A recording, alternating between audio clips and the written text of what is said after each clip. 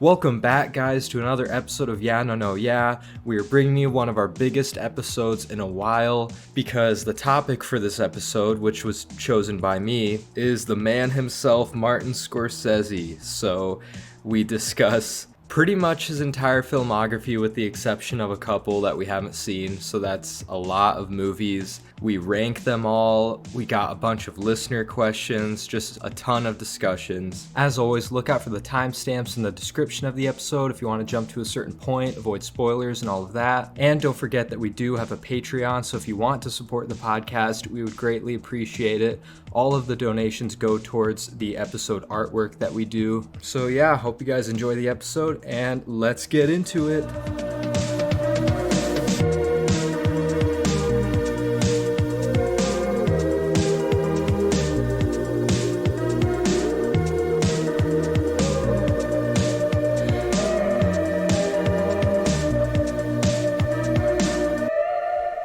I want you to listen to me very carefully, okay?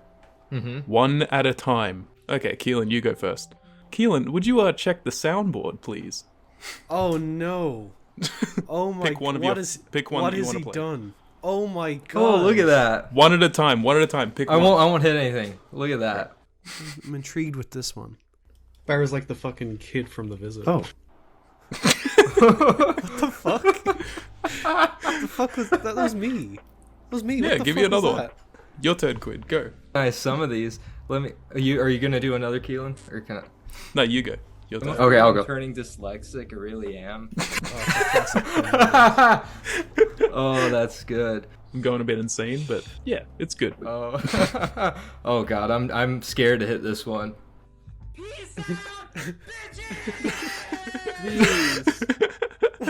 I'm glad that you turned that volume down a bit. So welcome to the podcast, guys. Here's episode 41 of Yeah No No Yeah. We're coming right out the gate with it. How we doing, guys? Yeah, I'm doing fine. Nothing much new. Just working, work. Taylor Swift is finally gone from our theaters. That's the last time I'm mentioning her name on here because I'm tired of even thinking about it. So that's gone. That's good. I'm all good as well. Holy shit! I have a bit of a story if you guys want. I don't know if you guys read my Trainspotting rewatch review or not. I was at a friend's place and we decided to get quite high and and watch Trainspotting because I was like, this has to be great while in that mindset, I guess. Are you Yeah. kidding? And it was pretty fucking awesome. But then and I'm not gonna spoil anything because I know Quinn hasn't seen it. But there's Okay. The scene where he's going cold turkey and shit. You know the one I'm talking about, Keelan? Yes, of course. Yeah, and That's the first thing that when- popped into my head when you said hi in Trainspotting. when that came on, something awoke in me, and it just made me desperately need to get out of the room and get some water or something because I was freaking out. I went into the hall and somehow I must have just tripped on nothing because there was nothing in the hall, and I hit my chin really hard, cracked it on the ground basically. Holy It was just I fell directly onto my chin. It was weird. Oh God. But there was blood everywhere and shit, and I thought I needed stitches for this, but it's healing up kind of nicely. But yeah, it really fucking hurt. Dude, that could have been bad. You could have broken your jaw or something. You Yeah, gotta sue that's- Danny it's Boyle. quite a story. Yeah, I reckon I will sue Danny Boyle. Fuck him. But that's me done. How are you, Keelan? Rock bottom. Let's get on to patrons. Kath at Kath Fernway. Thank you, Kath. Thank you, for being a Kath. patron. And moving _ pictures, Julia. Thank you. Julia. Thanks. Sarah's popcorn chat. Thank you so fucking much for the patron. Hell yeah. Appreciate it, Thanks Sarah. for that. And thank you, Ardor Film. Thanks, Amy. Thank you to Liam's mother. Thanks, mother. Poll results. Is Miyazaki the king of anime? Yes or no? 3 votes and they all said yes. So there you go. Hell yeah. Yeah, He's the king, solidified. You heard it He here first. is. Those 3 people are enough for me to know that he's the king of anime. Hell yeah. It'll just be a little thing, but I feel like we should probably bring it up because it's fucking huge. GTA 6 is being officially announced. It's fucking happening. Oh. It came out yesterday from a reputable, gaming journalist called Jason Schreier, and he's usually 100% right about things. And he announced it yesterday. And I was kind of like, lads, no. let's wait a bit. And then this morning, Rockstar was like, okay, yeah, we're releasing the GTA 6 trailer in early December. 10 fucking years after GTA 5. Holy shit. Holy shit. It's Been a about whole fucking time. lifetime. That is crazy. It better be worth the wait. It better be, yeah. But to be fair, like GTA 5, that game had such longevity. Like I replayed that game so many fucking times. Honestly, and it's the starting to multiplayer get was fun. stale though. Oh, right now it's stale. Yeah, give it Yeah. 10 Oh. years. I mean, that's too long. But there's only so few games like GTA 5 and Skyrim that I could play a decade later and still enjoy it. It is nuts the longevity that GTA 5 had. Like the only game they released between GTA 5 and now the announcement of GTA 6 was Red Dead 2, which was like fucking game changing. I haven't even finished it, but it's fucking awesome. But Yeah, I it is never played awesome. it. Oh man, it's so good. I'm just excited to see what they can do with it because it's been 10 years worth of advancements. Like, hopefully this game just fucking delivers, and hopefully they don't focus too much on online because I just want a good fucking story. For sure. Are they still doing are they following with like the whole like three character main story thing, or is it just one? Again, There was a bunch of gameplay leaks a year or two ago, which was like alpha testing, and there was two main characters, I believe, and I think they were like a crime couple, so there's a guy and a girl. And I think the whole story revolves around like drug smuggling, so you'll be smuggling drugs from like Vice City to Mexico and so forth, which could be cool. Yeah, That sounds very like a fun. Bonnie and Clyde type shit. Yeah. Yeah, could rock. Yeah, that'd be cool. I guess if I was to have a little mini topic, I just really quick wanted to, I don't know how many of you guys would really care that much, but just wanted to quick say rest in peace to Matthew Perry. That was the biggest celebrity death we've had in a while. They're happening so frequently, it's crazy. It really is, and this is one that really like kind of took the world by storm, though, because like this was such a. I mean, I don't think any of us here have really watched. We never really watched Friends, right? I don't know about you, No, Keelan. I can't stand it. I can't stand it. Yeah, Matthew Perry's character is the best character in the show. Like, there's some good bits of writing, but overall, most of the characters are annoying besides Matthew Perry's character. The only thing I'd really know him from is the same thing that Quinn really knows him from, which is Fallout New Vegas. Yeah, he voices Benny, the main antagonist, and he's freaking awesome in that game. Like, I mean, and kind of having grown up with that game in a way, like, that really, like, puts him at a special place for me, just because I've played that game so many times, and I love his voice acting work in that. So, like, that was enough for me to, like, listen to his audiobook, kind of read more about him, and it's just, like, it is really sad, because he was such a beloved person, and he really just wanted to, like, help people towards the end of his life. The good ones really do die too young, so that's just He was like, what, 55? 54, yeah. 54, But he had a long history of kind of health issues, surgeries and stuff, and who knows? I mean, his death was really kind of strange, honestly. Well, rest in peace. We It say is. we say that like once an episode. at this point. I know, It's it crazy. sucks. It sucks. If you want, I have like a very tiny one. I'm sure that we won't have like maybe too much to say about it, but the sequel to It Follows got announced. Oh, yeah. Shit. Yeah, that's pretty nuts. I didn't expect that at all. And it's directed by the same guy who I've been really wanting to see more of, so that's great. I thought it was a joke at first. I thought somebody just made that up, Yeah, and me then I had to too. look into it. I don't know what it's going to be focusing on exactly, but I can't imagine though to be the same people. I heard that the main girl's coming back. Kind of hesitant that it has a sequel, and I have kind of like a fucking weird thought about it that it's like, oh, he, Under the Silver Lake flopped hard, and there's only like a certain few people that really like that movie, including, I think, all of us. But I adore it. Yeah, a cynical part of me is thinking, oh, that flopped, so he's just kind of going back to what made him popular, really. And I hope he actually has a story to tell with it. I'm gonna pass because literally all I've been watching is Scorsese, and we'll talk about that. You don't have so. anything at all? Not even one? I literally haven't watched anything else. Listen? I did listen through Michael Jackson's Thriller finally, because I have not heard that album from front to back. Oh my god. It's a banger. Yeah, I know, It's it great. is a banger. I don't know if it's like a perfect album or anything for me. There's a couple songs I kind of skip, like after hearing it once, but yeah, the opening track. Want to be Want to be starting starting something? something. Yeah, I want to be starting something. That's like my favorite Michael Jackson song right now. Like Really? it'll probably, yeah, I just love that It's song. up there for it me. just has. I love that song. It's so good. I don't know why I love it, but Honestly, I think my favorite on that album is The Lady in My Life. I love that song. I think it's beautiful. Yeah. And like people always talk about like, you know, like 3-track runs and albums, you know, like back-to-back songs that are just like unskippable.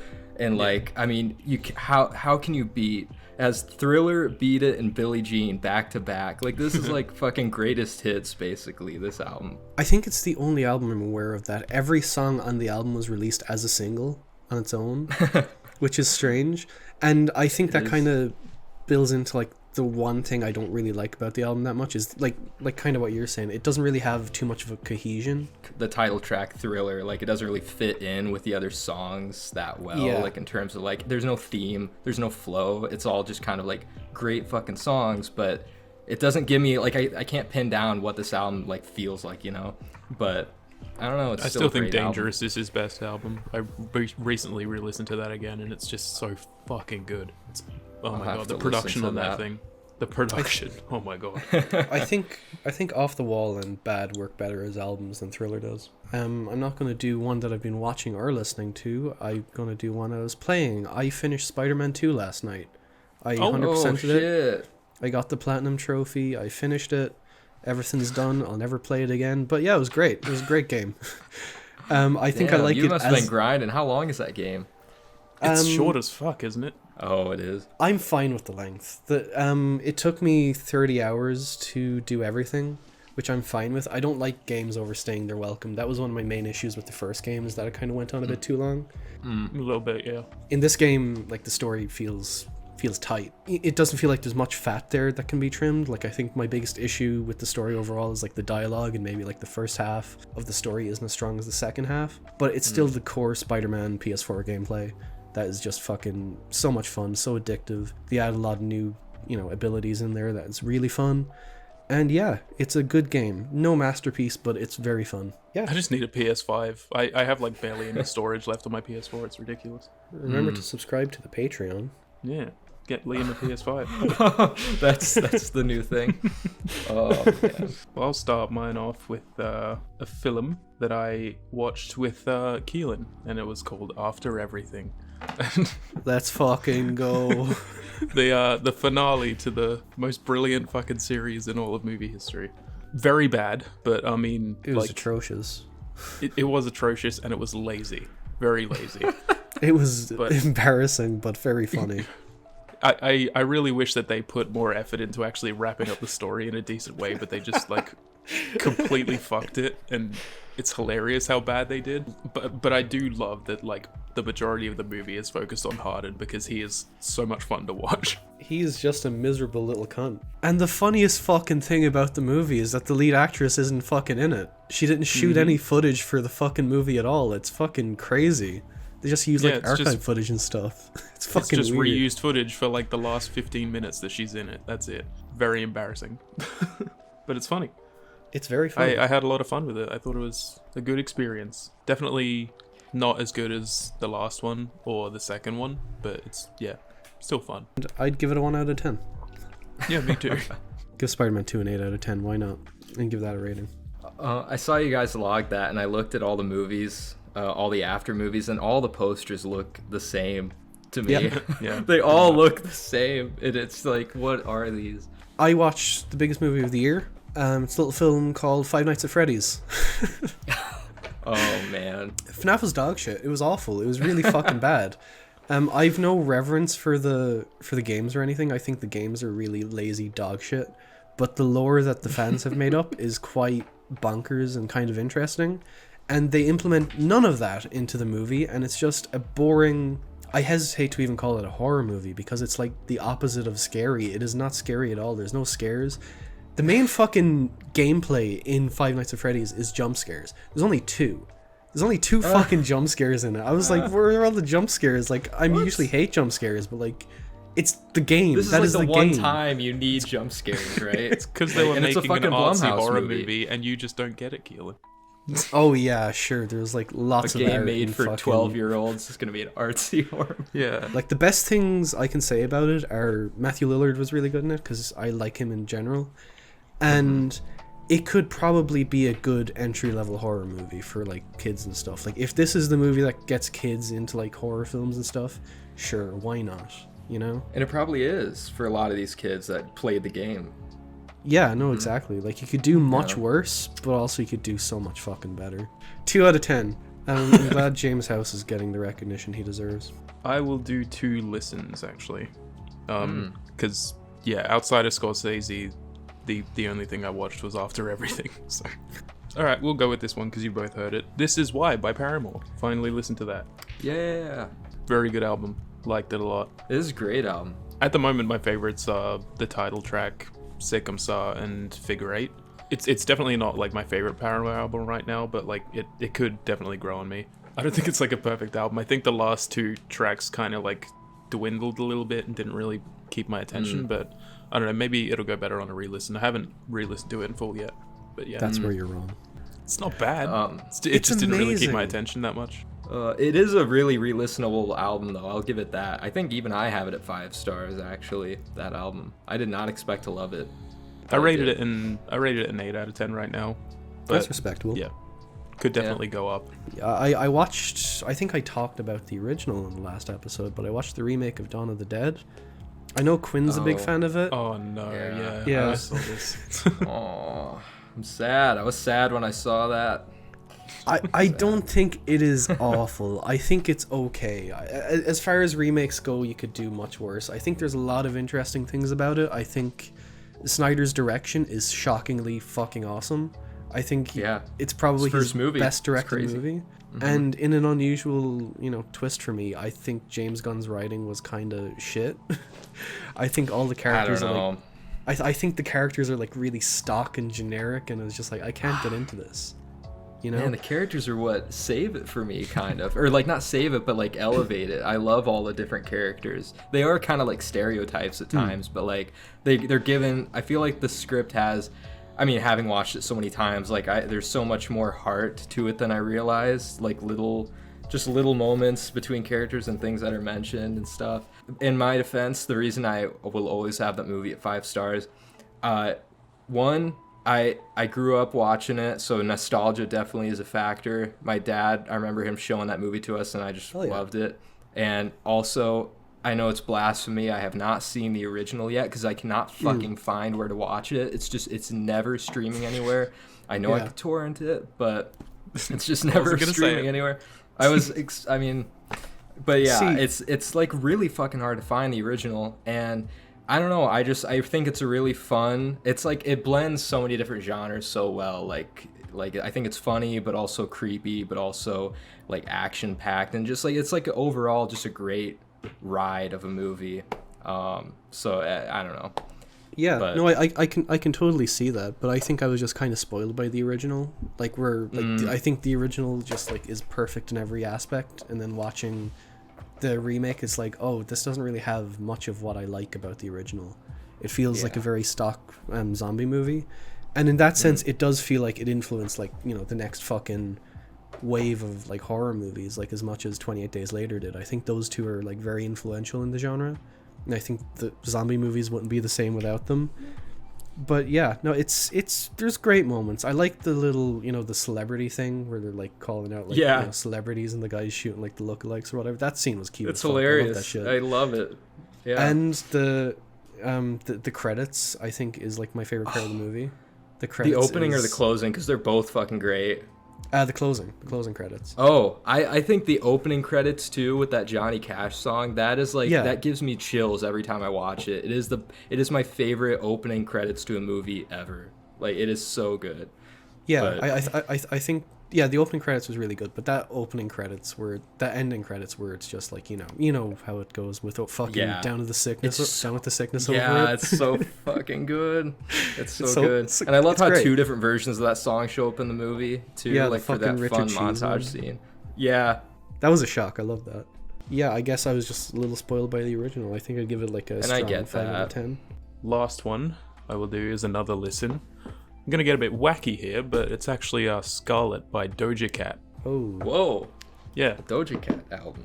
I did not expect Liam to listen to that. Well, I've heard all of her stuff before, the new one. Oh. And this one just came out this year. And I don't know, the other 3 I really, really don't like. I kind of just got like one song from one album and then one song from another album that I regularly kind of listen to, and like they're good, but the rest of them are just kind of shit.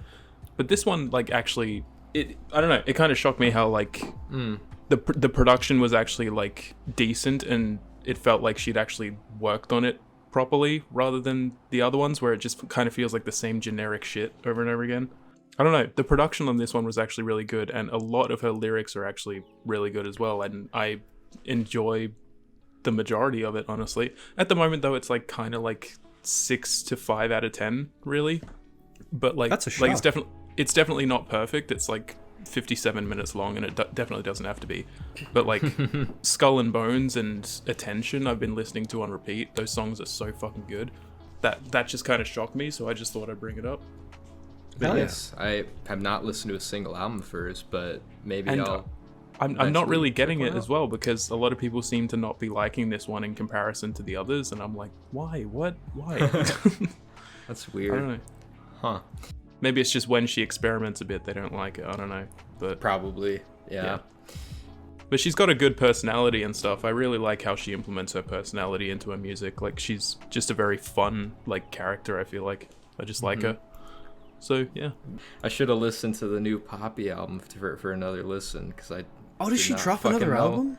Yeah, she me and did. Liam were like that too. I was like, what? And that new album. It came out of nowhere. I But- was like, what the fuck? I have to tell Yeah, and it was like last week or something. It was like last week. All right, so moving on to the main topic, and it's a big one. It might be our biggest one yet. I don't know.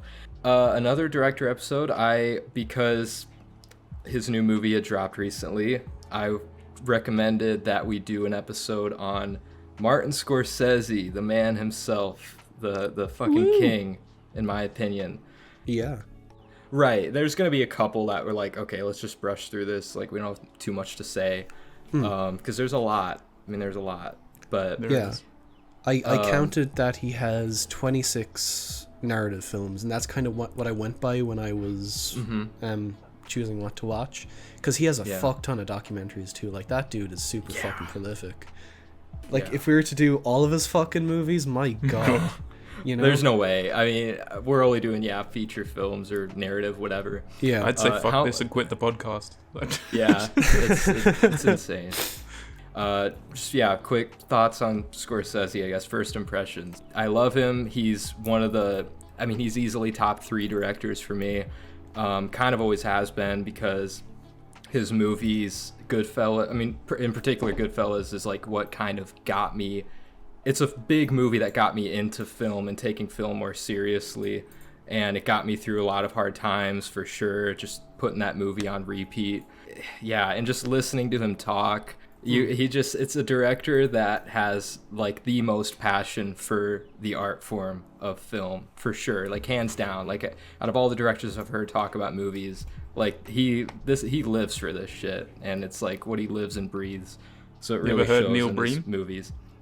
Oh yeah, second to Neil Breen, or Neil Green, Of course. whatever. Of course. Neil Green. Neil Breen, I think, is that what you said? Yeah. Neil That's the Breen. one. I don't think there's a living director who has as much impact as Scorsese has had. Not in just the films he's released, but like it's shocking how much shit he does. He is so heavily into film preservation and getting more world cinema known, and I think that is so fucking admirable, and the guy clearly fucking breathes movies. And I think that is it's so fucking cool to see a director of his stature just fucking prop up these little fucking movies that no one might never have heard of, and like preserving the art form and preserving most of the films that have fucking never come out. Even, he hasn't fucking done that, but he's trying his best, I suppose, in his fucking old age. But in terms of his films, he's a fucking legend. I don't think there's a single movie of his I don't like, and I've watched a lot in the past couple of weeks. I love how dynamic his filmography is. It was not at all hard to sit down and watch one, because they're all different. Everyone goes on about how, he's just a mobster guy. No, he fucking isn't. There's so much. I know, right? There's so much shit in his filmography that's just... There's a lot of empathy in his filmography. There's a lot of fucking curiosity in it. The guy just loves exploring, like, lots of fucking complex adult themes, and I think it's the draw of his films. It's why he's lasted so long, Whether he does fucking mob movies or not, they still fucking rock. I pretty much agree with what both of you Yeah. have said. I don't really say stuff as in depth, I feel like. But yeah, he's a great director. I really like him. I definitely Yeah. want to see more than I have from him. But yeah, he's definitely just like one of the most influential of all time, and like, you know, probably someone that'll be praised forever. I would imagine. Oh, for sure. Oh, absolutely. Yeah, yeah. But I guess, yeah, so how many of his films have we each seen? I'm gonna I'll be let the you guys lowest, go. obviously. Yeah, you You piece guys of are shit. nuts. Do your I fucking know, homework. I will It fucking really strangle is you, I swear homework. to God. Well, to be fair, I kind of had the advantage because, like, I had already seen a ton of his movies before I even mentioned this topic. Like, over the years, just for my own personal reasons, I've always wanted to watch all his movies. So Yeah. he's had 26 movies. I've seen 24. So, Ooh. Fucking Jesus. so Oh yeah. my God. But I'm not gonna like dwell too long on some of Yeah. them because some of them I didn't rewatch and I don't remember shit about, to be honest. So, I have seen 20 out of 26. hey, that's still good. That's still good. Yeah, Why am I even here? Why am I even here? I might as well go home. I don't even want to say it. do it. 13. Oh, Hey, come that's better than I on. was expecting, actually. That's half. That's half of his movies. It doesn't matter. Exactly. I thought honestly, I thought it was gonna be less than 10. So that's. All right, not well, that- we're not doing that a bad. part 2 to this because you guys will just be reiterating like shit you already said, basically. I've not seen Who's That Knocking at My Door. I guess none of us have. Yeah. So I guess All we right, could Good job, moving Marty. on. move on. So yeah, Boxcar Bertha, his second movie. Boxcar Bertha Thompson, a transient woman in Arkansas during the violence-filled depression of the early 30s, meets up with a rabble-rousing union man, Big Bill Shelley, and the two team up to fight the corrupt railroad establishment. I really wish I had more to say about this. I kind of just like watched this years ago just to grind away at his movies, and it's okay. I gave it like a 3 out of 5, so like a 6 out of 10. It's pretty rough around the edges. It's still got like your trademark Scorsese violence and shit, especially towards the end. So like it's little seeds of what will come next, you know, in his movies. It's short and sweet. It's like barely even 90 minutes. I still think people should check it out, even though most people aren't too positive on it for some reason. But yeah, it's okay. It's a solid little like second movie of his. So yeah, Mean Streets, his next movie, which was his breakthrough movie, would Yeah. kind of put him on the map. A small-time hood must choose from among love, friendship, and the chance to rise within the mob. I did not rewatch this in preparation for this, but I should have, because it's not fresh in my mind at all. I liked it, and it grows on me the more I think about it, with how kind of small scale it is. I think my biggest issue with it, like when I was watching it, was like, this doesn't really have a plot. This doesn't really have like a direction that it's going in. But I think that kind of lends to kind of the spontaneity of it, I suppose. The plot, if there is any, is that Robert De Niro is trying to fucking get money back to like bookies and shit. Like, he's just in debt with fucking everyone, and like that's kind of where most of the tension of the movie comes from. And Scorsese and Keitel, they're great. They're fucking fantastic in it. I think it was like both of their first major roles. I know Keitel was in like fucking... Wait, Scorsese. I think you meant to say De Niro, right? You said Did I say- Scorsese and Keitel. Oh. Well, For a second, I was De like, Niro's did Scorsese play a movie or a character? No. Oh, he did. He had a cameo. Oh, that's true. I mean, he always has his cameos. That's something to mention too. He cameos often in his movies, if not His every cameo single is one a of them. big spoiler, but like it's probably one of my favorite cameos of his. He's like at the very end, he's in the car. I don't remember. It's a solid little movie. I can see why it got him on the map anyway. There's so many things in it that, you know, kind of hint towards what he will become in the future. It's definitely laying the groundwork for like what he will do next, but just bigger and better. Like, he'll improve on this idea for sure. But that's why I don't remember anything about it, because I also just remember there not being a plot really and it being pretty rough around the edges. I still liked it, still gave it like a 7 out of 10. I just don't think it's like super strong or anything. I give it about the same as Yeah. 7 out of 10 for me. It's closer to an 8, but I really liked it. Moving on to Alice Doesn't Live Here Anymore. Hey, one I've seen. Yeah. After her husband dies, Alice and her son Tommy leave their small New Mexico town for California, where Alice hopes to make a new life for herself as a singer. Money problems force them to settle in Arizona instead, where Alice takes a job as a waitress in a small diner. I like this a lot. I think it's Nice. Scorsese's first great movie. Wish I rewatched this because this will be the first time I probably disagree with you guys on this episode, because I don't know if it's a great movie. I can't say it's a great movie yet. I have to rewatch it. I think the circumstances I watched it under are what's holding it down for me. I mean, I watched this like 3 years ago. I was tired. It was like late at night. There was like other stuff going on, and I just really wasn't that into the story and the characters. I maybe my hopes were just really high because it was Scorsese, and I was like, yeah, Ellen Bernstein's good. I can say that for sure. She's always fucking good. phenomenal in it. Holy shit, I Yeah. loved her performance so much. She is so endearing in it. It kind of reminded me of my own life in certain aspects, since we have single parents and all that. But I think she did such a fucking amazing job, and the little kid in it was great, even though he was a fucking piece of shit. That's kid was another fucking reason I annoying think I as didn't fuck. like it. I think that's another reason I didn't like it. I remember the kid being annoying, but I know that's. I didn't. Yeah. I didn't dislike the kid, honestly. No, I didn't dislike him either. He was... I love the relationship between him and Alice. I thought it was very cute, the way he was like a bit of a smartass, but he was a little bit annoying. Ellen Burstyn's fucking fantastic. It is a little rough around the edges, like with his first couple of films, and I kind of like that about it. It gives it a more kind of grounded feel to it. I think the dialogue is great. Like the story, it's not very strong. It's kind of like loose, They're just kind of going from town to slice town of trying to life find a job. type. But I did appreciate that about it, and there's lots of great performances. Like I said, Ellen Burstyn, Chris Christopherson was great. Fucking Jodie Foster shows up. She's fucking great.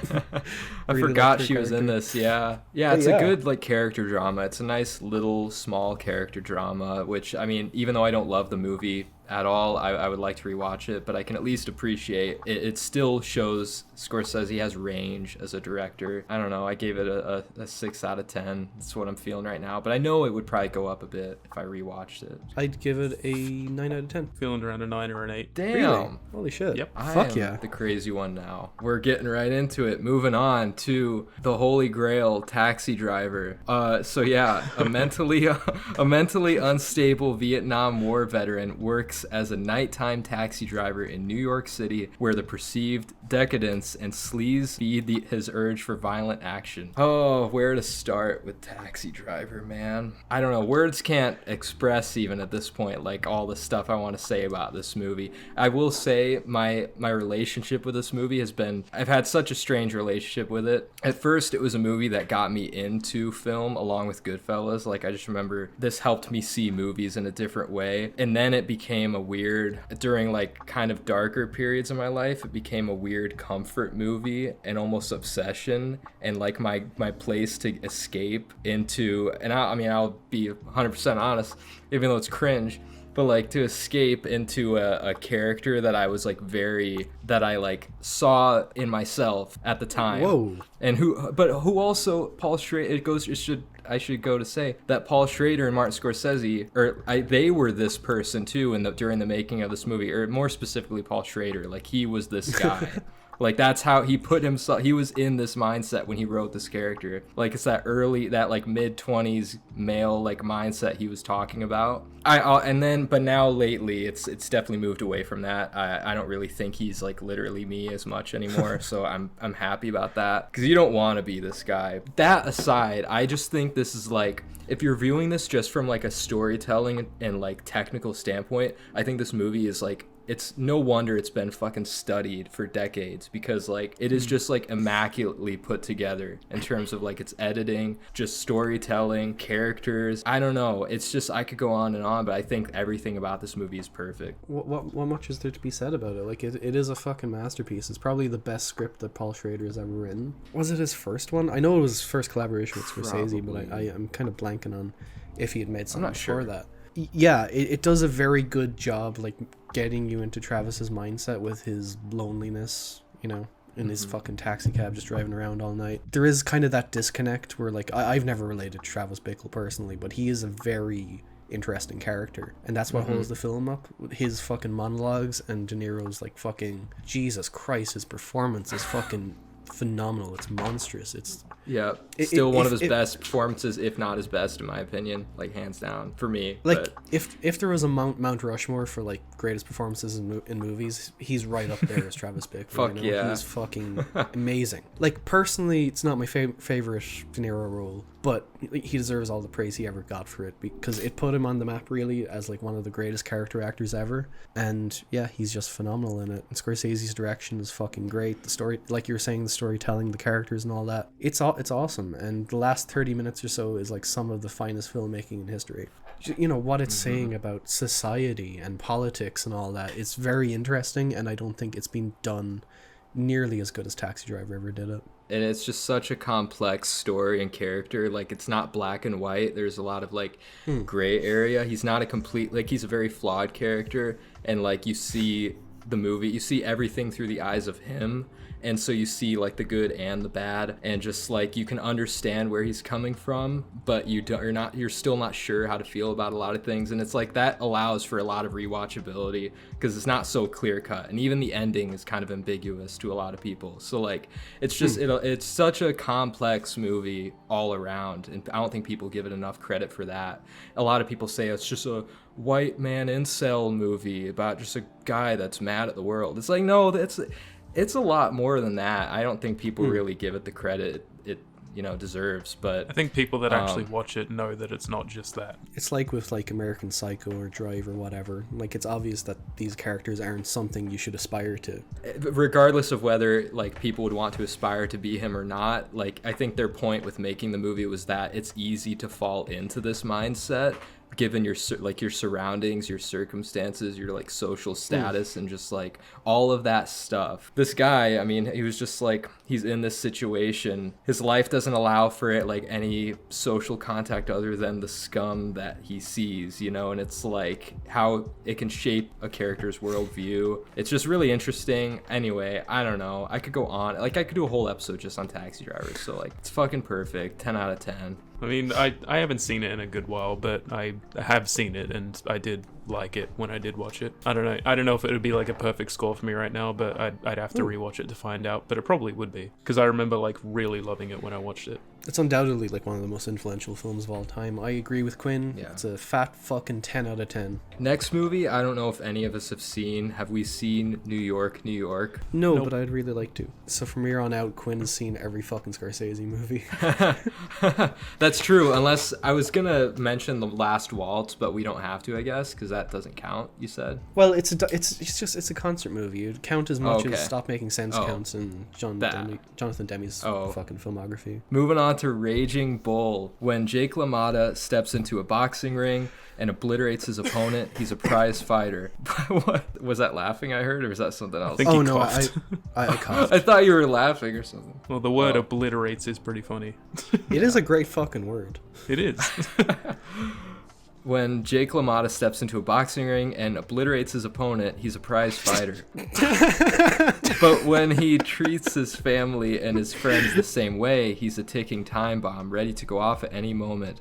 Though LaMotta wants his family's love, something always seems to come between them. Perhaps it's his violent bouts of paranoia and jealousy. The kind of rage helped make him a champ, but in real life, he winds up in the ring alone. I mean, back-to-back De Niro fucking character pieces, basically. I think we're the only two that have seen Raging Bull. I rewatched it. I think this was my second or third time seeing it. I don't know if it's second or third, but I did rewatch it. I really, like, the more and more I watch the movie, the more I do come to love it, honestly. It's just, yeah, just a great character piece. Like, even though it's not as interesting of a character as, like, Travis Bickle, it's just, like, and I mean, I guess it's based on a real guy, too. That's worth mentioning. I just think it's, like, masterful filmmaking. Even if the story isn't that interesting, I just think it's, like, masterful filmmaking. I'm gonna get this out of the way before I say it in every fucking film we talk about. There's no Scorsese film that I've seen that is badly made. Every fucking movie of his, if it's not as good, it's the writing's fault. Fucking Thelma Schoonmaker, I think this is her first movie with him, which is, it's either that or New York, New York. She's his longtime editor.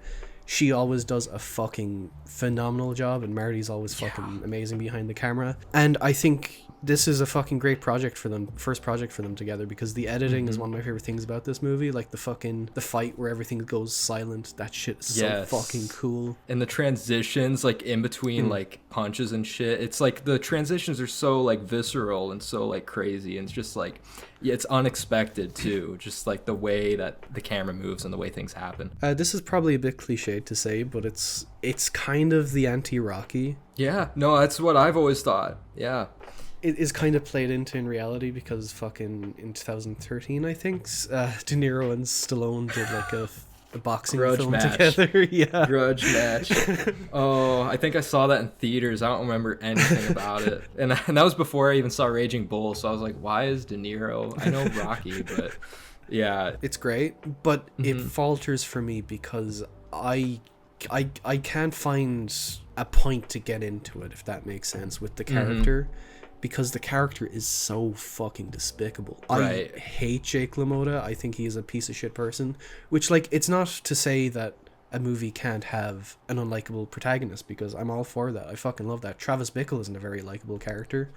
But in a way, I'd rather a world with Travis Bickles than Jake LaMotta's, honestly. Oh yeah, no, he's a piece of shit. This guy is a wife-beating piece of shit who treats everybody like trash and is only about himself. And yeah, I mean, you don't like him, but like, I think it was De Niro's performance that takes like a lot of effort to, like, basically the whole movie follows him, and I don't even know if there's a scene without him. That takes a lot of effort to still keep the viewer hooked and enjoying the movie, even though he's such an unlikable person. Just De Niro's performance, just seeing the story and the way that all the outside characters interact with him is what kept it interesting for me. And just like the way that this guy changes over time, because like he does kind of go through this like kind of drastic change, especially by the end. I think the second half of the movie is where it like really picked up for me. It starts to hone in on like the more despicable aspects of him, and I think as a character study it is quite surface level, which I don't know if is intentional or not, because Jake LaMotta doesn't seem like a very smart person.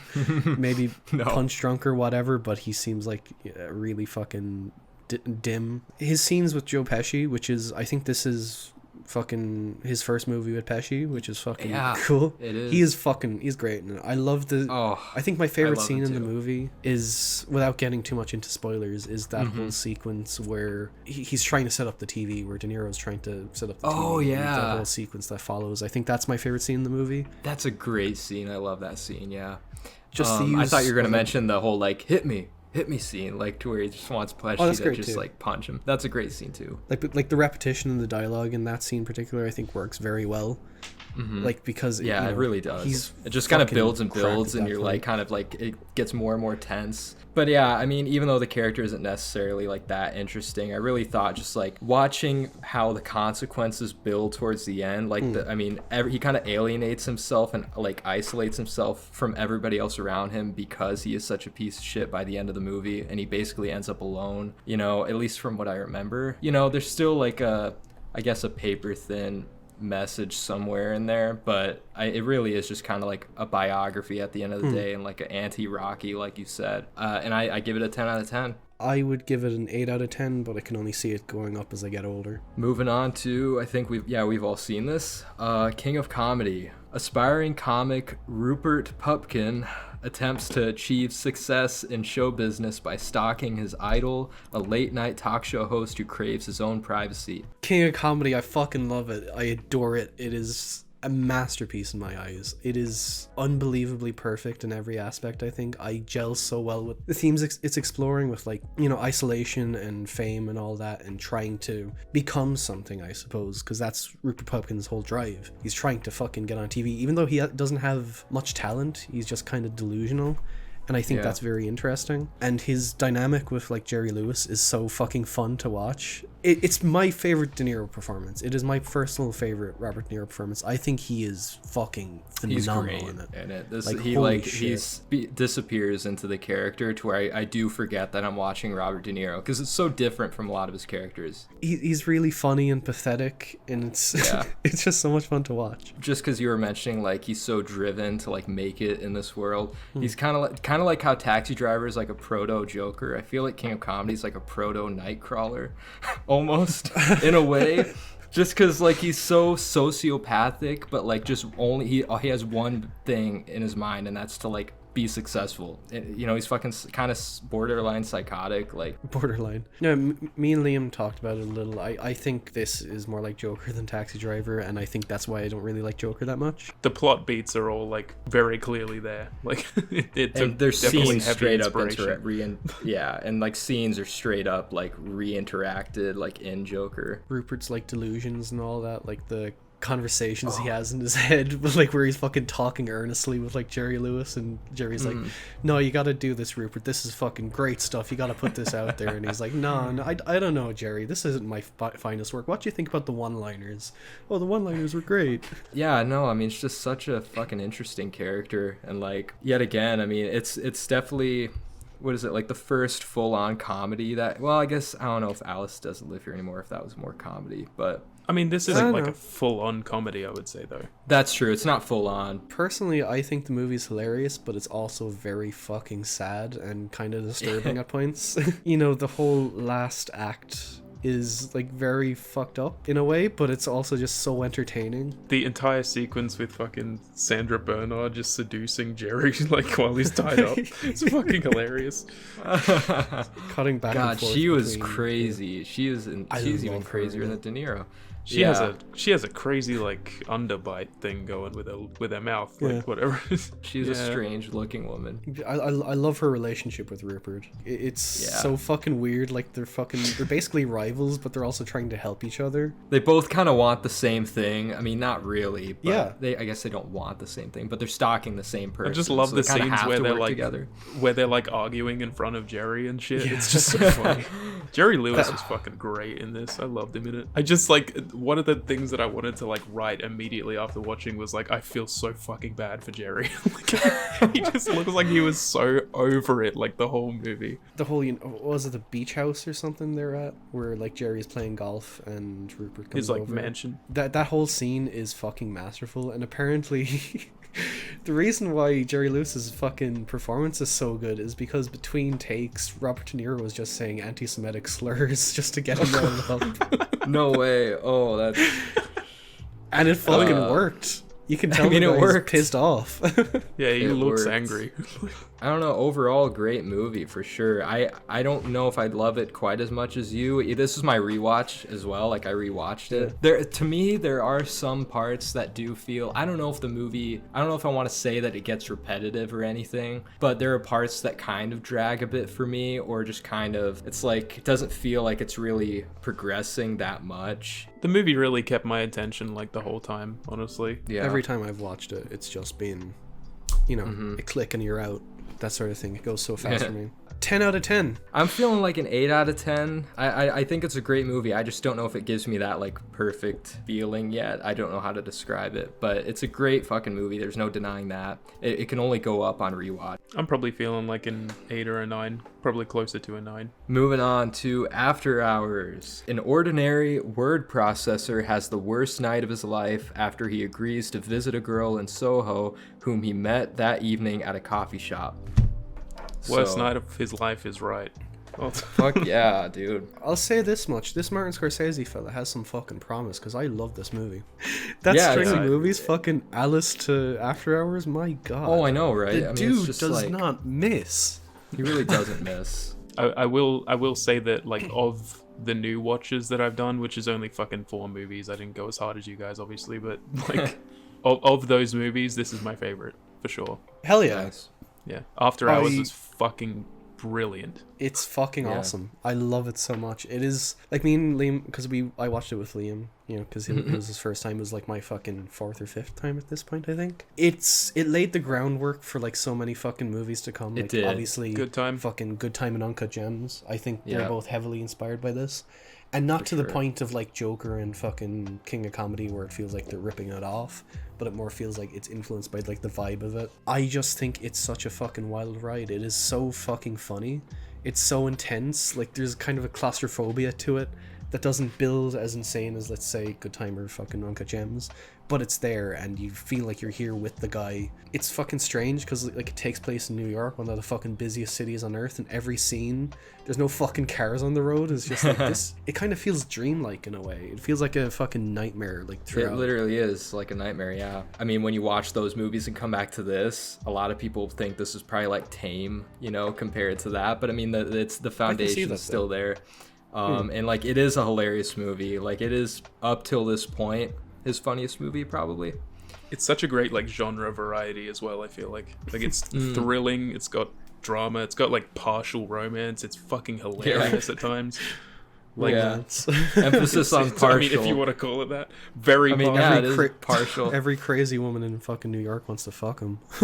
Dude, every woman in this movie's insane. I don't know what he's trying to say. It's just got so many things in one movie, and it's just like so fun to watch. Oh my god, it is. It's like it's just a wild ride at the end of the day. Griffin Dunne is like the main guy in it. He's also been in, you know, American Werewolf in London. I think he is fucking perfect here. He is so he has like a look about him that's like almost you kind of feel sorry for him, you know? Yeah. He just looks like a generally sad guy.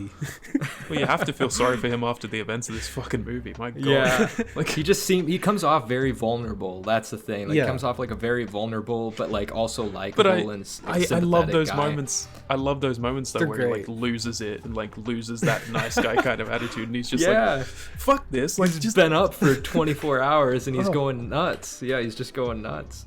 Yeah, it's like how far can you push a man? Like that's a lot of the themes in Scorsese's movies. Honestly, like how far can I push this guy? I won't like spoil the scene or anything like that, but I just love that one bit where he's like, "I'll probably get blamed for that." Yeah. Do you remember that scene? That was so fucking funny. That was like the perfect comedic timing ever. I loved it. That is it's great. And it's short too. It's like 97 minutes. For a Scorsese movie, I mean. Yeah. That's true. It doesn't overstay its welcome at all. I just love how it's like a full circle where it starts and kind of ends in the same place, but just completely like it just kind of melts your brain by the end of it, and like just like the main characters, like you're like, what the fuck just happened? It is fairly exhausting, and I love that about it. Right. It's exhausting, in a good way. but yeah, in a good way. Just like how Uncut Gems is exhausting in a good way or anything like that. Yeah. I think a lot of the supports as well are fucking just as good as Griffin Dunne. I love Rosanna Arquette in it. I love John Hurd in it. Fucking, what's her name? The mom from fucking Home Alone. She's so fucking funny in it. Catherine O'Hara, I think is her name. Catherine O'Hara, yeah. She is so fucking funny. It has the mom and the dad from Home Alone. I thought that was really interesting because he plays the bartender. Cheech and Chong too. Oh, they're in it? They're the thieves. Yeah, I love how all the stories kind of like intertwine. Like, I mean, you just mentioned the thieves, like how there's all these different things going on that night, and it's just like these paths and like stories kind of like tie in together. Like people think he's the thief, but then he ends up with in the back of their it's like, you know what I'm talking about. I gotta mention one of the moments I thought for me it was the funniest moment in the fucking movie. I don't even know if it was played to be the most like a funny moment though, but it was like when he was trying to get into that club and the bouncer was just not letting him in, and then a guy walked in, and then he's like, why does he get to go in? He's like, it's Mohawks night. So if you have a mohawk. I just thought that was so fucking funny for some reason. Oh, it's hilarious. There's one like hilarious moment I want to talk about, but it's kind of spoilers, so do you want to do the thing? Spoilers for After Hours. I fucking love like the ending, how he just like gets basically put in like that clay thing and then like put in the back of the fucking the paper mache thing. I love it. In the back of the van. Like it's just so funny, like how it's gotten to that point somehow. I think I've seen one of people's biggest problems with it is that ending where it's like, oh, it just kind of ends, and I like that about it. No, it's great. I love the ending. Apparently Scorsese didn't even know how to end the movie, so he invited I think it was like Spielberg, Coppola, just like a group of his peers and like other directors, and they like came in and watched it and like gave him ideas for the ending. So like even he didn't really know how to end it, and so but I thought it was perfect. Yeah, the ending I love how it ended. was great. Yeah. Like just the shot of him like in the meche where you can kind of see his fucking eyes through it, and then Cheech and Chong come down in the background. It's just like, oh, that's my fucking statue. I kind of like audibly reacted when like you find out that bar guy, like his wife was like, the one that he was seeing that fucking died. I was just like, Girlfriend holy just killed shit. herself. Like, you think it can't get any worse, and it does. Right now, I'm feeling a 9 out of 10. It's totally 10 worthy someday if I rewatch it again, but 9 out of 10. I thought it was great. I'm really feeling a 10. Oh, it's a Not gonna lie. 10. It is a 10. Let's go, Liam. Yeah. I would high five you so hard right now. Moving on to The Color of Money. Former pool hustler Fast Eddie Felson decides he wants to return to the game by taking a pupil. He meets talented but green Vincent Loria and proposes a partnership. As they tour pool halls, Eddie teaches Vincent the tricks of scamming, but he eventually grows frustrated with Vincent's showboat antics, leading to an argument and a falling out. Eddie takes up playing again. this the whole and plot? Yeah, That is the and whole soon plot. crosses paths with Vincent as an opponent. That's the last fucking act. What the fuck? I know, they kind of like, Cool, it's I kind don't of have to watch strange. it now. You know, this was my second Paul Newman film, but my god, the dude is cool as fuck. Holy shit. I Dude, wanna he be is that man. Paul Newman. Every movie he's in, you're just like, he's the fucking man. Like, this guy is the man. Like, I want to be like him. He's just effortlessly cool. Every character he's ever played, and this is probably his coolest character. And I didn't know that this was like a sequel to an old movie called The Yeah. Hustler, starring him. I actually didn't even know that. I still have to see it. But I think this movie still works on its own easily. See, I did know that. I did know it was a sequel before I watched it, but I saw your rating and I was like, oh fuck. And so I just fucking I just watched The Color of Money on its own, and it does work on its own. It does totally work does. as its own movie. Like my Yeah. dad called me like while I was watching the movie, and I told him, "Oh, I'm watching The Color of Money," and he was like, "Oh, have you seen The Hustler?" And I was like, "No." And he was like, "Oh, you should probably watch The Hustler. Like, gives you like a lot of context for the character." And I was like, Maybe "Oh, it does. okay." but- But as I its mean, own, it does work. It does work it's really just- well as yeah. its own story. I could believe it's its own story. Like, there's maybe Yeah. stuff in like the third act, maybe like where there's like that woman who comes back that maybe she was in the first one, you know, and there's like Yeah. a lot of people talking about his legacy and all that.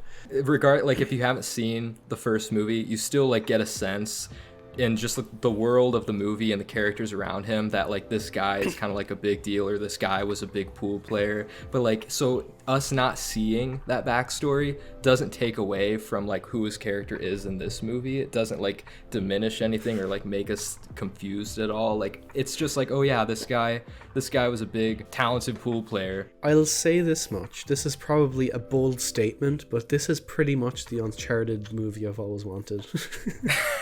In terms of like the relationship between Tom Cruise and Paul Newman, I think it is quite Sully and Drake-like. And also, this did actually influence one of the biggest games of all time. There's like a scene where like fucking Tom Cruise is holding like the pool cue case, and someone asks, "Oh, what's in that?" He says, "Doom." It influenced. So would the that title of influence? Doom. Oh, that Yeah. influenced the title of Doom? Shit. Yeah. That's kind of cool. I love the editing in this. Yeah, the editing's great. The soundtrack is great. I've been listening to like the soundtrack on repeat, honestly. Like, when you're in these pool halls, just the music in the background is so good. And this is something that we will come to see to an even greater extent with Scorsese movies, is the use of songs and the use of soundtrack.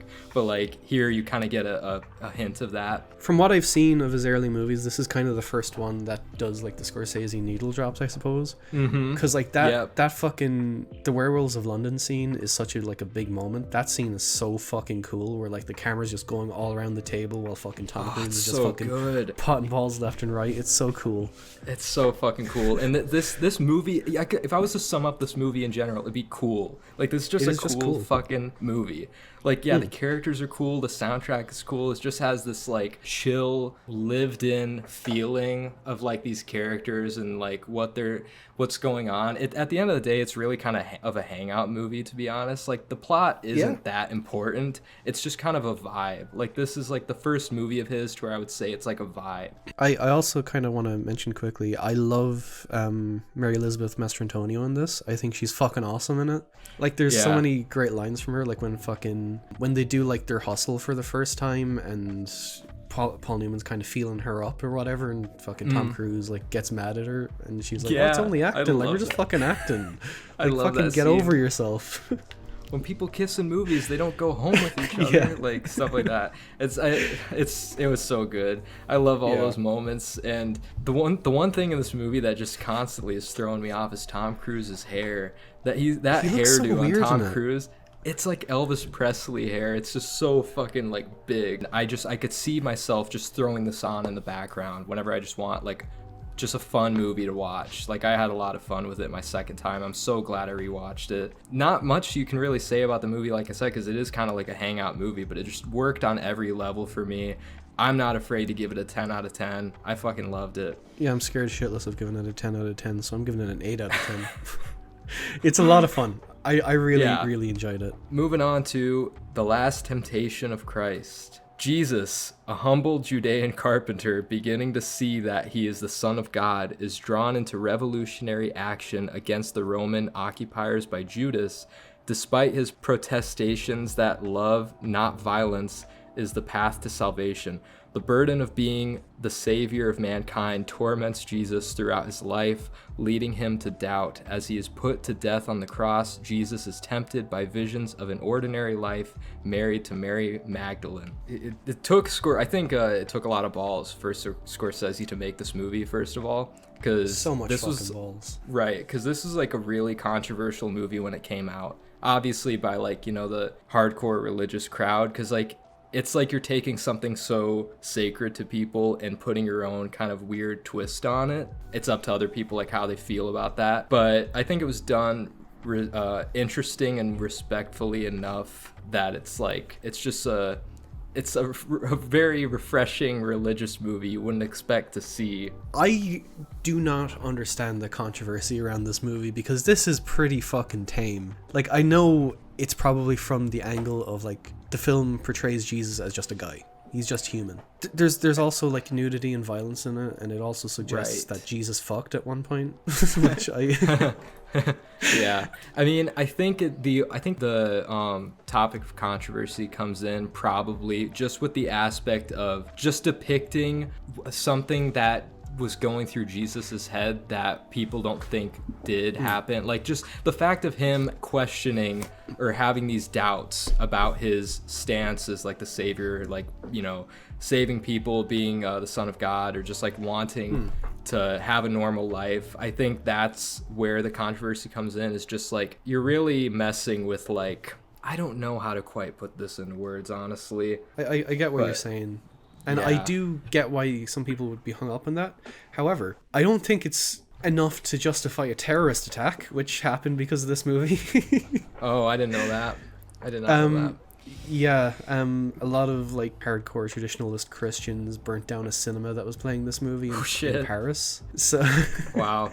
Yeah. It's nuts how controversial this shit was. Like fucking everyone involved, like their agents were telling them like, don't fucking touch this movie. You will not get work ever again. They were kind of wrong for the most part. Like Willem Dafoe's like one of the biggest actors ever. Scorsese's one of the biggest directors ever.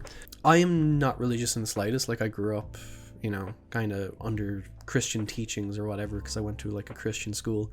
I don't believe in that stuff anymore, but this movie did a lot for me. I thought it was fucking fantastic, like with its discussions of like morality and like religion. I thought it was very interesting, and it was a very interesting thing to make Jesus like just a guy. I think that's just really interesting to do, the way he was it trying was to interesting be yeah a prophet, you know, like a lot of the stuff in it actually happens in the Bible, but people just don't vibe with it because it's fucking, you know, he's just a guy. But I think that's very interesting about it. I like that. I like that there's humanity to Jesus. I like that there's, you know, vulnerabilities to him. Yeah, I like that too. I think this was like pretty tame with, and you know, Scorsese is, if only people like that were mad at the movie kind of knew. I mean, Scorsese considers himself a Catholic. He is not he's not like an anti-Christian person who was like making this movie with that kind of intention.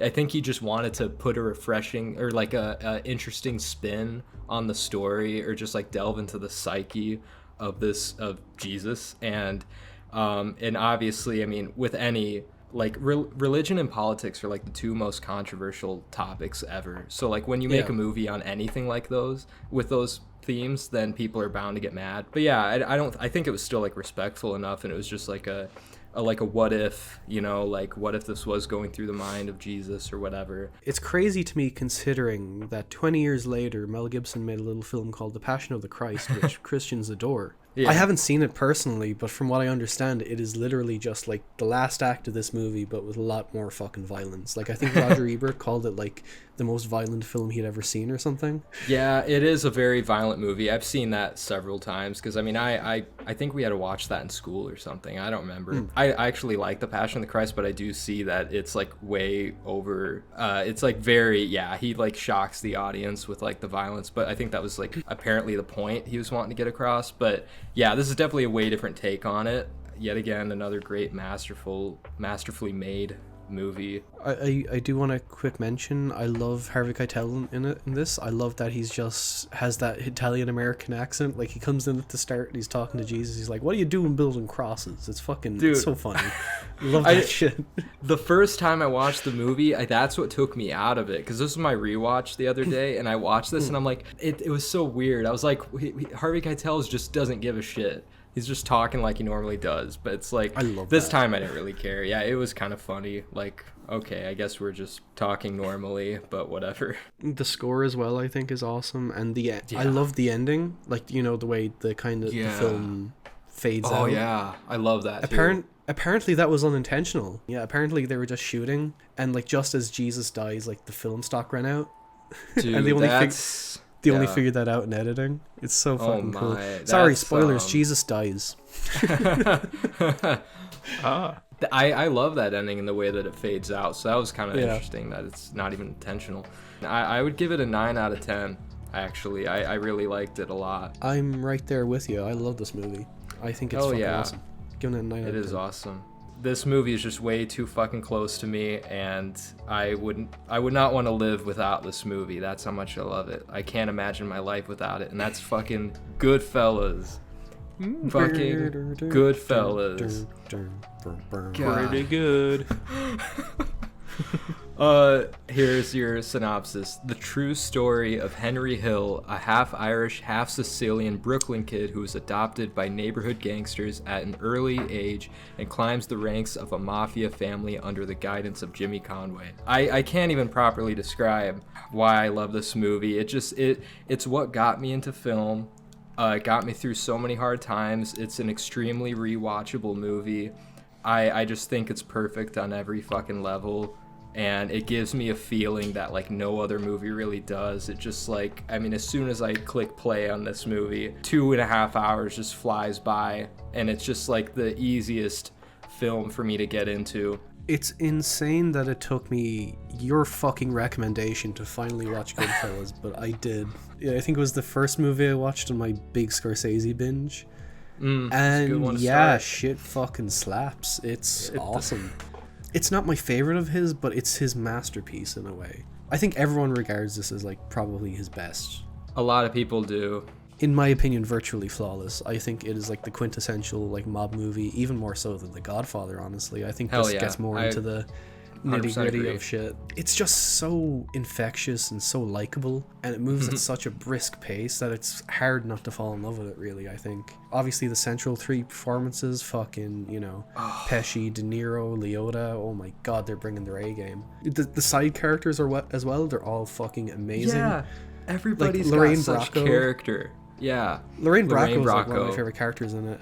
Paul Sorvino, he's fucking amazing in it. Like, he's so fucking, I love him in it. Frank Vincent is cool in his few little scenes. Like you said, the likability and just the amount of character in this movie, and to me, the amount of heart. On the surface, it's a lot of like sociopathic fucking mafia guys. Like, you just like kind of sink into their world and just like really get a grasp of like who each of these people are, and like you just like end up caring about them so much too.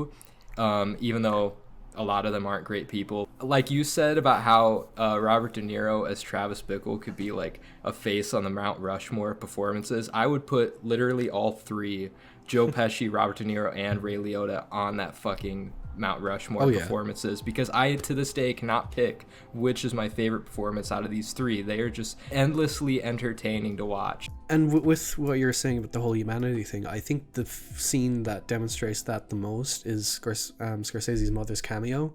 I think that scene is the best in the movie. I love that scene so much.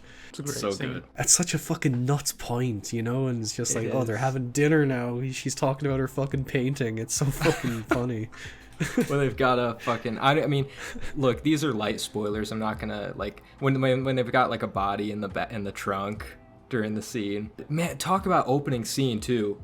What an opening scene. Like an iconic, like this is one of the iconic opening scenes, and it just makes me so happy every time I see it. Just I wish I could like take my heart out and just like let my heart do all the speaking, because like this movie is just so close to me. I love every scene in it. A lot of people think the second half falls off.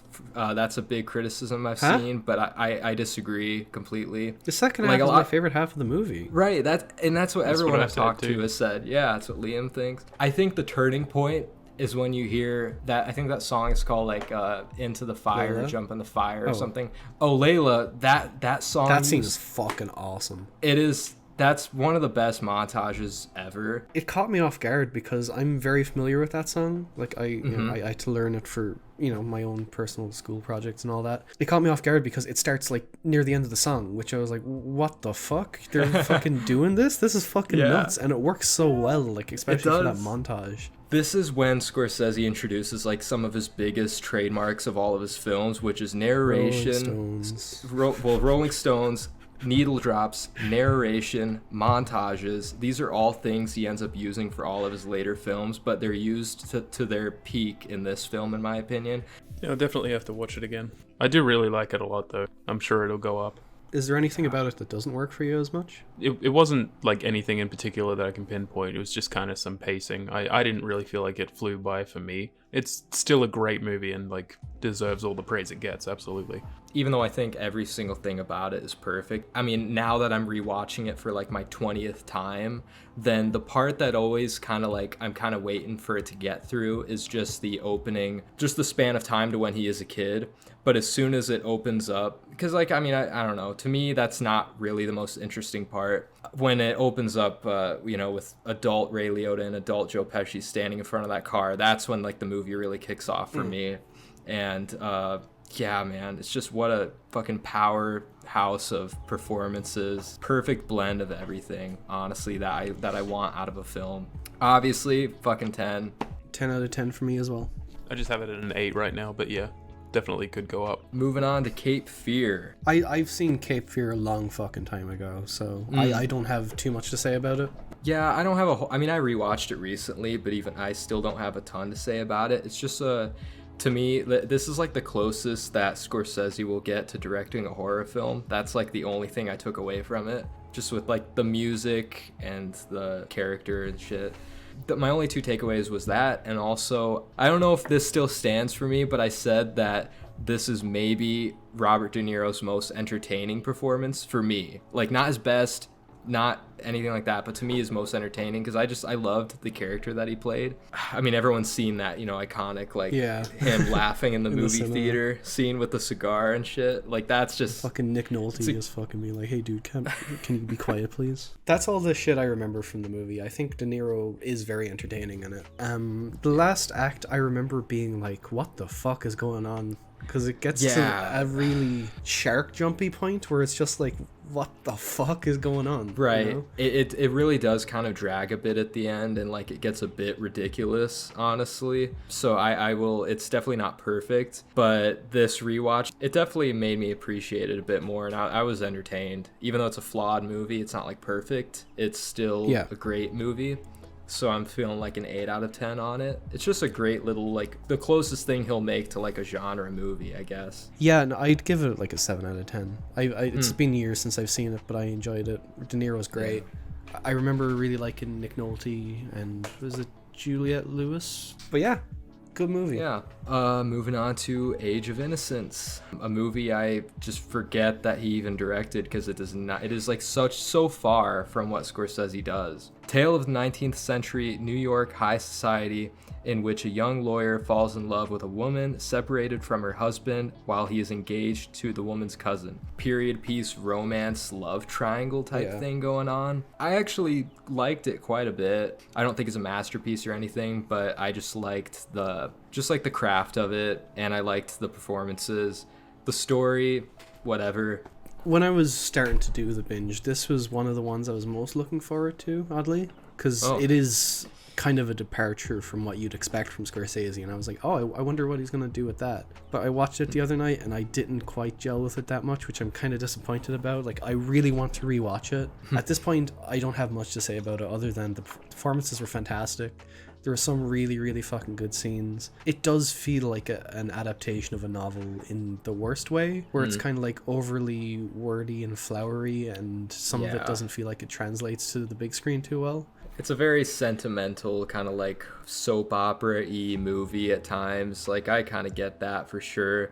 But it just kind of worked for me. I was getting, like, at times, like, Phantom Thread vibes, because I'm like, oh, Daniel Day-Lewis and a kind of period piece feeling movie. I feel like an 8 out of 10. I thought it was pretty great. I gotta rewatch it at some point. I really want to like it, but at the moment I'm feeling like a 6 out of 10. Moving on to Casino. In early 1970s Las Vegas, low-level mobster Sam Ace Rothstein gets tapped by his bosses to head the Tangiers Casino. At first, he's a great success on the job, but over the years, problems with his loose cannon enforcer Nicky Santoro, his ex-hustler wife Ginger, her con artist ex Lester Diamond, and a handful of corrupt politicians put Sam in an ever-increasing danger. I feel like everything I have to say about this could also apply to Goodfellas, honestly. I think they feel quite similar. I think people put this, Goodfellas, and Wolf of Wall Street in like a kind of similar kind of thematic trilogy, I suppose, where it's all about excess.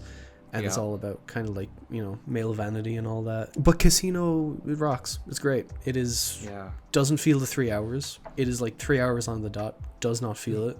It is consistently entertaining. You know, Pesci, DeNiro, Sharon Stone, they're all fucking amazing in it. There's some fucking absolute banger scenes in it. It's really a companion piece to like Goodfellas. That's what it always has felt like. And even though to me it kind of feels like a lesser Goodfellas, like it's like kind of trying to recapture that lightning in a bottle, and I just don't think that Goodfellas can be recaptured like that. It still feels like a kind of a follow-up to that in a lot of ways, with the music, the needle drops, the narration, the characters. Give me just Shelter like how, again. Yeah. Yep. God, Which man, isn't the last time we fucking hear Gimme Shelter in a fucking Scorsese movie, let me tell you that right now. I know, right? It's hilarious. He loves that song. It's just a fun movie to watch.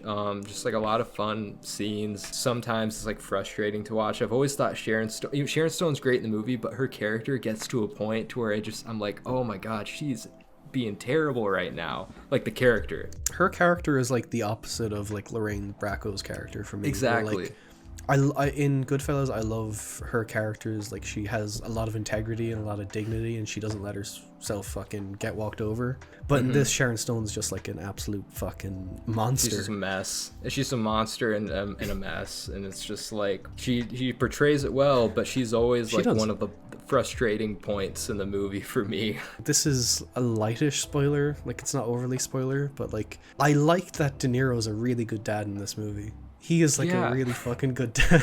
It is I know, right? But like, I expected him to be like a dick or whatever, but like, he was just doing everything for his daughter, and I thought that was really endearing, whereas like Sharon Stone was like the opposite. I love that too. And just all the suits. You can't not mention De Niro's suits. He's a fucking baller in this movie. Immaculate. It's still so close to a 10, but I'm feeling a 9 out of 10. It's just something's just missing. I don't know what it is, but another rewatch might bump it up for me. I'll get it up there for you. It's a 10 for me. I fucking There you go. I thought it was awesome. There you go. I'll really quick brush through this, but Kundun is the next movie. I'm the only one that's seen it. I won't even read the synopsis. It's basically about the Dalai Lama. It's kind of like a biopic about the Dalai Lama, just like in the Buddhist culture. Yeah, just kind of a refreshing movie for Scorsese. It's part of his, what I'll call his religious trilogy, which is Last Temptation, Kundun, and Silence. Yeah, it's a good movie. Not great, but not bad at all either. It's just kind of your by the numbers biopic, and if this is a story that interests you, you'll probably like it. But yeah, I was entertained enough. I'm feeling like a 7 out of 10 on it. It's like the forgotten film in his trilogy, so people should like kind of check it out, you know, if you have nothing else better to do. But it's not bad. It's pretty good. Well, here's a movie we have all seen. Moving on to Bringing Out the Dead. 48 hours in the life of a burnt-out paramedic. Once called Father Frank for his efforts to rescue lives, Frank sees the ghosts of those he failed to save around every turn. He has tried everything he can to get fired, calling in sick, delaying, taking calls, where he might have to face one more victim he couldn't help, yet cannot quit the job on his own. Might as well have been directed by Paul Schrader. Dude, it totally could have been. Was this written by him? Yes. I'm not sure. Yeah. Oh, it was? Okay, that makes sense. Because this is It's like... very, very Schrader. It is. I was about to say, this is kind of like... It really is in the Taxi Driver kind of like family of like... I don't know if that's a trilogy in his films, Taxi Driver, Bring Out the Dead, and something else. I don't know. But He it's has like, a big thing for unusual jobs. And Lonely Men. Yeah. I just love, but I love that though. I love how he probably just thinks like what goes on in the head of a fucking ambulance driver at night who like can't save his victims. Like that's such an right off the bat. That's all I need. Like that's such an interesting concept that you don't even think about, but it's like something you wouldn't even think to have a story surrounding that, but you do. And Nicolas Cage stars the main guy, and it's just great. I'm not gonna lie, I kind of feel like it might be my favorite Nick Cage performance from what I've seen. It's really good. Yeah, I'm Very trying to have a closely look to followed see- by Joe. I know I've like talked about that movie a lot, but it's very close to that, and I don't know, I just fucking loved him in this movie. He has a lot of fucking banging performances. Like, honestly, I'd have this tied with like Con Air, Wild at Heart, and Pig. I think they're all so different, but he plays them quite similarly in like a fun way. Like in this, it feels very subdued. Like he lets the cageness out at points, and it works very well. But for the most part, you believe him as just like a very damaged guy who just wants to fucking get out of his job. I think the He's most fucking- like stereotypical cagey that he feels is like constantly asking for like alcohol. Yeah. Yeah. Like Yeah. then he just gets really silly, and it's like He great. does. There's a point to where he just starts losing his mind. I mean, he loses his mind a couple times in the movie, but like, Love how he's just like hooking himself up to shit in the back of the ambulance, and he's like, "It's not beer, but it's all I've got."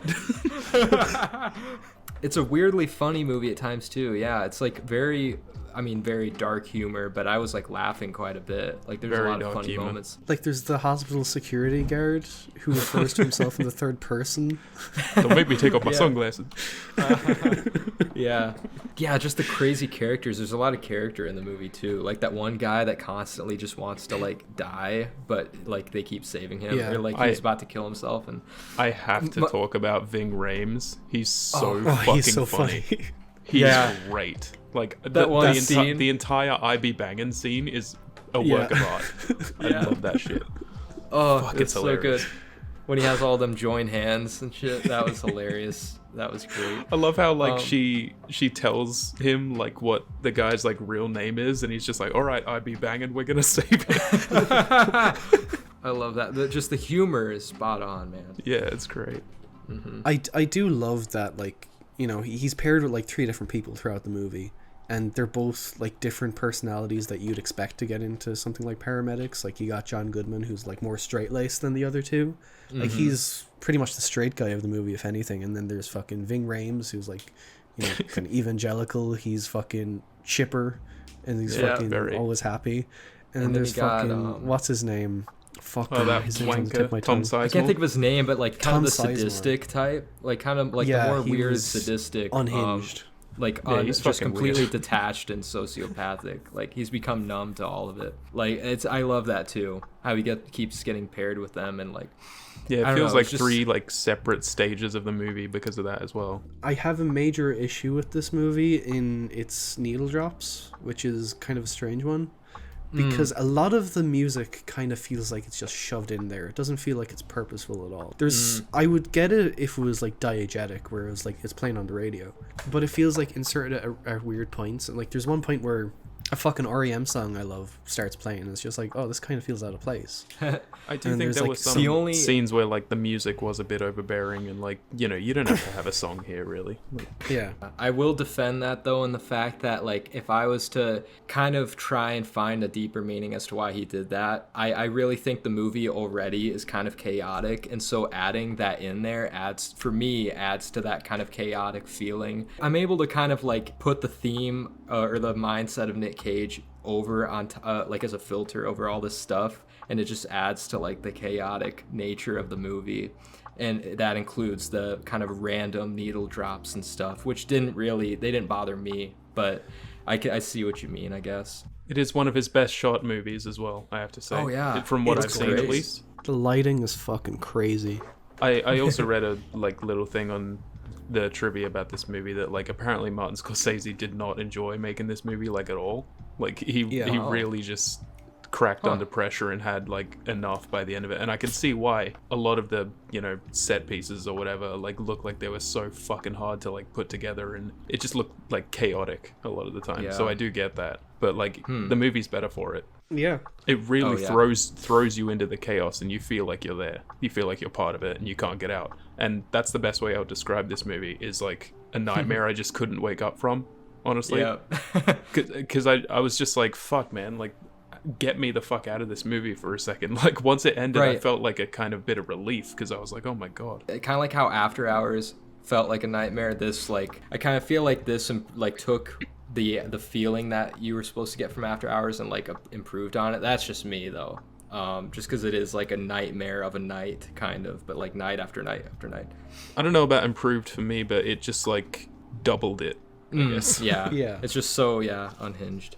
The nightmare or drug trip sequence is probably one of my favorite Scorsese scenes. It's just very out there.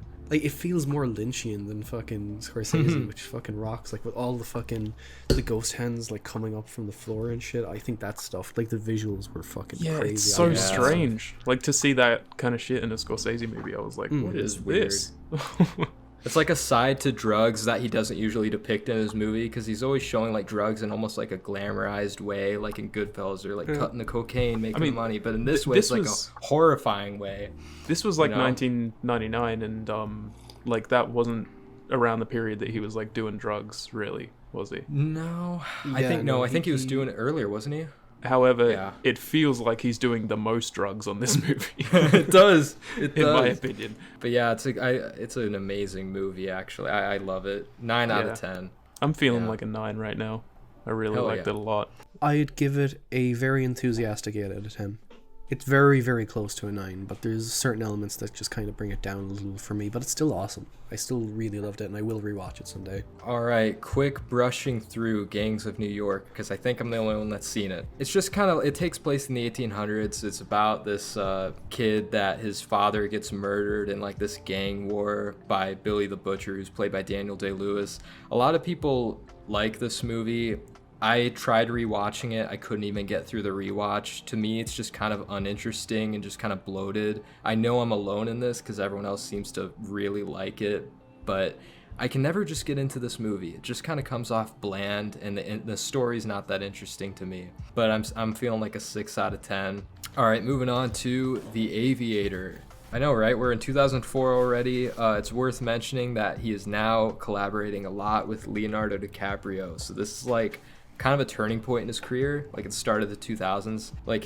The duo was DeNiro and Scorsese. Now it's DeNiro or DiCaprio and Scorsese. So yeah, it's a biopic depicting the life of filmmaker and aviation pioneer Howard Hughes. I think this might have been the first Scorsese movie I ever saw. But yeah, The Aviator I watched when I was quite young, because my sister was very into Leo for a while, and she watched a lot of his movies, and I like it a lot. I think it's a really good movie. I don't absolutely love it. It's definitely not perfect, but it's interesting, and I think the acting really carries it. It is a solid movie for sure. I don't love it either, but I think it could definitely use some trimming, and there's some just kind of weird, goofy moments that I don't know fit, but I don't know. Leo's performance was good. That's the... And Kate Blanchett. Kate Blanchett's fucking great. She's awesome. I love Kate Blanchett in it. I think her performance is aided by the fact that I watched The Philadelphia Story not so long ago, which has the actress she's portraying in this in it, and my god, she got it 1-to-1. It's insane, how fucking close she gets to it. Her accent is exactly like hers. Is fucking crazy. But yeah, she's amazing in it. I love Kate Blanchett in it. And I should probably say, I guess I'm the only one who loves it. I actually really love this movie. I didn't expect to, but yeah, I really vibed with it. I thought it was just a fun little movie. And it's imperfect for sure, but from what I got out of it, I thought it was very engaging. There's some really great scenes, especially towards the end, where his OCD starts to like fucking really fuck with him mentally, like especially when he locks himself in like that cinema for however long. That's when I it love got that more kind of stuff. interesting for me, I think. I think the worst part of the movie is like the first half or act. Like It's hard to just get kind into. of until it really gets into that kind of stuff. It's Yeah. not that interesting.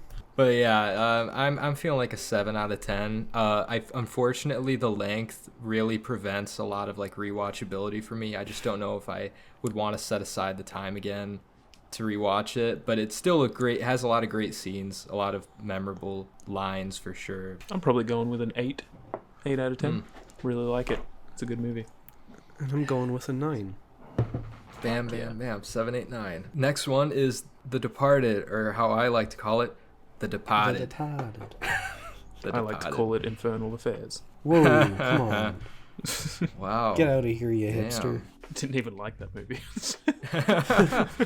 To take down South Boston's Irish Mafia, the police send in one of their own to infiltrate the underworld, not realizing the syndicate has done likewise. While an undercover cop curries favor with the mob kingpin, a career criminal rises through the police ranks. Both sides soon discover there's a mole among them. I really wanted to rewatch this though. I haven't seen it in a good while, so it's probably like the one in this filmography that is like the least fresh in my memory. I do remember really liking it when I watched it, and I can say that it is better than Infernal Affairs. Cause Oh yeah, for sure. as the one person who's seen that movie, much better, much better. It's been a long time since I've seen it too, but with that being said, I mean, I've still seen it like at least 6 times. Like, I used to love this movie. I mean, it's just like, it's such a fucking ensemble cast, great performances, interesting story. It just kind of flies by for me too, like a lot of Scorsese's just like thrillers, you know. And yeah, I love the needle drops. I love the characters. I think of Scorsese's filmography, this might be his most like engaging and accessible. Like, it is very easy to get into. It's very easy to fucking latch onto, and like you said, all the performances are outstanding. Like fucking holy shit, Jack Nicholson. My god, that man is amazing in it. He's nuts. He's just crazy in it. Yeah. I never usually like him. I like him in very few things, but Mark Wahlberg, my god, he's so good in it. He is so funny in it. Him and Alec though he Baldwin, probably just that regrets it. duo. You think he regrets it? Oh, he regrets like a lot of the more adult films he's done, I suppose. Like, he regrets doing like Boogie Nights. Wanker. Well, either way, those are his best movies. Yeah, it's just I just can't get over like how great and big the cast is. It was spoiled for me, you know, the indicator that like a death is going to happen, like every, you know, that little tidbit. Yeah. That was spoiled for me beforehand, so every time that appeared on screen, I was like, oh, that person is going to die. But and I did know That's like too most bad. of the people that die in the movie, but like it didn't take away from its effectiveness, like, because the deaths are like really, they're over the top in like the best possible way, like especially like the first major death, which is fucking crazy, and it's great. It's one of my favorite scenes in the movie. But the film does like a really good job of like ratcheting tension throughout, like as it goes on and on and on. DiCaprio just gets like more insane or whatever. Like, if I did have a flaw to say about this movie, is I don't think it communicates the passage of time that well, which is like a minor thing, because like there's a scene where like it's Martin Sheen and Mark Wahlberg. He's talking to those two guys, and he said, "Oh, I've been, you know, living a double life for the past year or so," and I was like, that didn't feel like a fucking year. I thought you were like a couple of weeks in. That's true. Yeah. But it doesn't detract from the movie at all. I think this is fucking amazing. I mean, I think it's still, even though I haven't rewatched it in a while, I still think it really holds up. Just has all the traits of a Scorsese movie I could want. The needle drops, the characters, the over-the-top violence. It's just a crazy ride. I can't wait to rewatch it because it has been a while, but I'm still feeling like a 10 out of 10. I'm also going to go with a 10. It's very hard to rate it because it's been such a long time since I watched it, but I mean, yeah. Just give it a 10. No. Okay. Probably like a solid 8 right now. Just because I haven't seen it in a while, but yeah. If I go back to it, it'll probably go up, I would imagine. Well, moving on to Shutter Island. World War II soldier turned U.S. Marshal Teddy Daniels investigates the disappearance of a patient from a hospital for the criminally insane, but his efforts are compromised by his troubling visions and also by a mysterious doctor. Not my favorite. Not my favorite either. Yeah. It's okay. It's good. It's not the greatest, but it's okay. You know what? I'm gonna throw a loaded word out there. A word I don't like using at all, but I feel like it applies to this movie. Overrated. That's exactly what I was thinking. That's exactly what I was thinking. I don't understand what people see in this film. I think the best aspects are like everything technical as usual with Scorsese. Like the direction is great, the editing is great, the acting is great. However, the script is shit. The script is like really fucking bad. Like the story is like a non-mystery. You know, it feels like very plain and obvious, and there's no intrigue for me. Like there is a little intrigue at the start because it's like, ooh, the atmosphere is really nice. There's like a nice, really oppressive tone, like when him and Mark Ruffalo get on the island and like everyone kind of seems like out to get them or whatever. I think that stuff is really neat, but as the film develops, it's just gets a little uninteresting. I 100% agree. Like I think the first like 10 minutes or like, yeah, when they're arriving to the place, that's when it's kind of cool. I like the atmosphere a lot. It sucks because like, yeah, it just had so much potential, but unfortunately it's the only time I would ever apply this word to any of Scorsese's movies. Because usually when I don't like one of his movies, I still acknowledge it's technically well made, but this just kind of felt amateurish for Scorsese. I really just think a lot of aspects were amateurish, and when the script is this kind of cheesy, the performances really make it hard to carry that, for me to take them seriously. And I really couldn't take Leo or Ruffalo or a lot of people that seriously. I don't really see the appeal that much either. It's just really weird that it's like one of the most talked about ones in his filmography, but I think it's probably because it is quite accessible. I think it is. It's just kind of like a movie that you could throw on and it's like a little thriller. It's got Leo. Everyone likes Leo. It just doesn't really have that much depth to it, I don't feel like. And as like Keelan said when he like posted his thing on Letterboxd, like it is very obvious like what is going on kind of for a while. Yeah. It's like, why are they not figuring this shit out? Like, I don't know. It's like a really lazy Shyamalan twist, kind of. Because, yeah, you kind of, like, you're able to guess what the fuck is happening, like, halfway through it, if that, you know? Like, at least I could. It's definitely not a bad movie, though. It's no, it's not decent. Like a terrible, but for Scorsese's standards, then I think that's what I'm holding it to, because he's at this point in his career, especially, like, after The Departed and before Wolf of Wall Street, you have this. Like, I don't know. I mean, you just look at, like, how good his writing is in, like, so many of his other movies, and then this, like, just really pales in comparison, I think. It does. Yeah. Like, I think the thing that makes the twist a little more annoying is the chutzpah that it's, like, treated as a twist, if that makes sense. Yeah, like the movie thinks it's a lot smarter than it actually is. Like, the movie thinks it's being, like, mind-blowing when it's like, no, this is really basic shit. This is like film student type stuff, probably. Like, and it's Scorsese. Like, come on. It's really weird to me when people get like shocked by the twist in this movie. I'm just like, really? You didn't see that coming? The film is like consciously leading you to believe the twist like before it happens. Yeah, and then the whole last act can be like really melodramatic, in my opinion. Very melodramatic. But yeah, I know we're shitting on the movie a lot, but it isn't like bad. For me it's a 6 out of 10. It's okay. It fluctuates between a 5 and a 6. I'll give it a 6. I would also give it a 6 out of 6. 6 out of 10. Why did I say 6 out of 6? Perfect movie, Scorsese's best. Yeah, probably exact same score, honestly. Yeah. Oh no, the 3 6s. Oh god. Can't have it. Oh no. Now we're really Scorsese. cursed. Speaking of moving on to a also underwhelming movie, Hugo. Am I the only one that's seen Hugo? Yeah. Ugh. Well, I don't know. Yet again, I only watched this for Scorsese. He's the only reason I would ever watch this. It's like a movie he wanted to make because he wanted something his kid could watch or something. Maybe I could see or it grandkids. Probably. It's just a very weird movie for him to direct. But with that being said, it's not like a bad movie. If this is my own stupid bias. If it was directed by anybody else, I probably would think like, it's okay. But I really did not give a shit as I was watching it. I just didn't give a shit. I was like, I'm only having this on for Scorsese to be able to watch more of his movies, and it's like a well-made, beautiful-looking movie. I just didn't care that much about whatever the story is. It tries to be heartwarming and whimsical, or like fantastical and like in your face with like the wonder of it all, and I didn't care. I just didn't care. So I'm feeling like a 5 out of 10. It's the lowest score I'll give a Scorsese movie.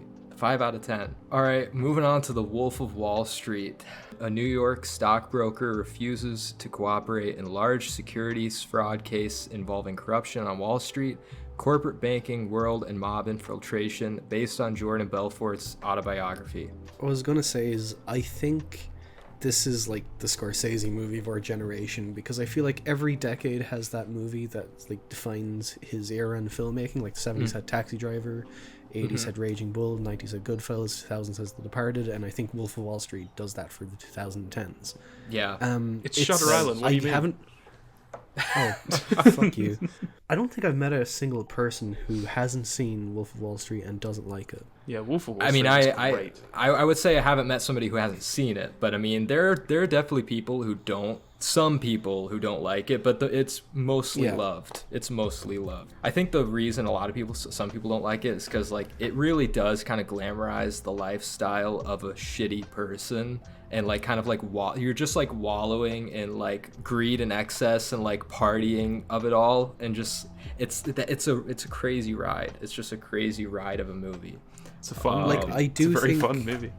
It is a very fun movie. Yeah, it's really fucking fun. Even though it kind of makes you feel weird though, having so much fun watching a shitty person who screws over people, but it just, you can't help but constantly be entertained. Like I'm constantly entertained in the movie. And for a 3-hour movie, it is a very as well. entertaining movie. Like it, I know, right? I feel like it does go pretty fast as well. It like, flies by. The scenes, like the way they change and stuff, like it's so quick and fast paced. And it's another movie that you would think Scorsese was like on drugs while doing. You honestly would have thought, or at least I would have thought. Okay, this is probably like the least recent film of his I watched, but I do remember like most of it because it is very engaging. It is very engaging, very entertaining, and I do kind of think that it's the closest he ever gets to glamorizing the life of a really shitty person. But I also think that people who idolize Jordan Belfort because of this movie are fucking idiots, because it is it is still like in the movie that he was a shit person. Like he did beat his wife, he did fuck over his friends. Like there's the whole Quaaludes thing at the end where like he fucking yells at his wife in front of his daughter and whatever, all that shit. It's awful, nasty stuff. And it kind of pisses me off in a way that Jordan Belfort has used it to kind of revitalize his image, let's say, and he's become like a motivational speaker, which isn't Scorsese's fault at all, I think. But I think maybe kind of is, because he does kind of goad him into it by having him cameo in the movie. I think he must have been motivational speaking like before the release of the movie though, because that's like the last scene. He's at like a seminar or something doing like a motivational speech, Your average person did not know who the hell Jordan Belfort was before this movie, because I didn't. I mean, I had no idea. It seems like Jordan Belfort is like the proto Andrew Tate in many ways. Well, just like, kind of like try and succeed and make money no matter what, or like no matter how you have to fucking do it. Yeah, the Sigma like, grindset. Not really caring about people, just like only out for yourself type thing. There's been like so many of those annoying fucking reels and TikToks of just like people like this or whatever, where they just worship them like nonstop and like barely look into who they actually are. It's fucking frustrating. Yeah, it's like yet again people, I mean, you could throw this movie in with the handful of movies to where people do miss the point. Yeah, like I know it's kind of a joke, like he's literally me, whatever, but like, I mean, you shouldn't want to be like this guy. It's fun getting to like what if, like that lifestyle does look fun, but like the means of getting there aren't right at the end of the day. Also, I think this is Scorsese's funniest movie, at least for me. I think it's his funniest movie. It probably is fucking yeah. hilarious. I mean, the fucking car scene alone, like, it's so good. Yeah, just the build up to that too, how they're just like waiting for the drugs to kick in. It's also kind of worth noting that this is fucking Margot Robbie's breakthrough role. That's like true. Her first exposure in the mainstream, and she's like been one of the biggest movie stars on the planet ever since, which is kind of That is- crazy. Like it was like an overnight success in a way, which Yeah. in my opinion she fucking deserves it because she was awesome in this movie. From Oh, what I yeah. remember, kind of reminds me of Karen Hill in like Goodfellas, where she doesn't really take shit from him, and if anything she Yeah. kind of uses herself to get stuff from Jordan, from what I remember. I would say she's almost like a strange mix between Lorraine Bracco and Sharon Stone's characters from Goodfellas and Casino. She's like her own Yeah. person, but like she has qualities of both, kind of like. But yeah, very very strong characters, like for sure. And the other supports as well, like fucking, you know, Jonah Hill. Like this was Yeah. many people's first look into him as a dramatic actor. Like I know he did like Moneyball beforehand, but I think this is like what made people realize, oh shit, he can actually act. And Matthew McConaughey, John Bernthal. Oh yeah, yeah, Matthew fucking McConaughey. how do you, Matthew McConaughey? That dinner or Rob that Reiner? lunch Iconic scene. thing. Rob Reiner is hilarious. Rob Reiner's in it? John.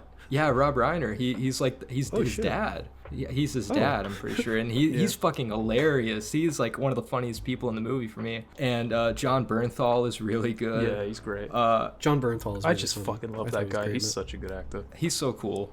I love him. But yeah, just the amazing cast, and just like, I mean, every scene is just downright fucking, like the boat scene, the boat sinking scene is great. It's awesome. Yeah, I love it. But it's just, yeah, a crazy, hilarious ride.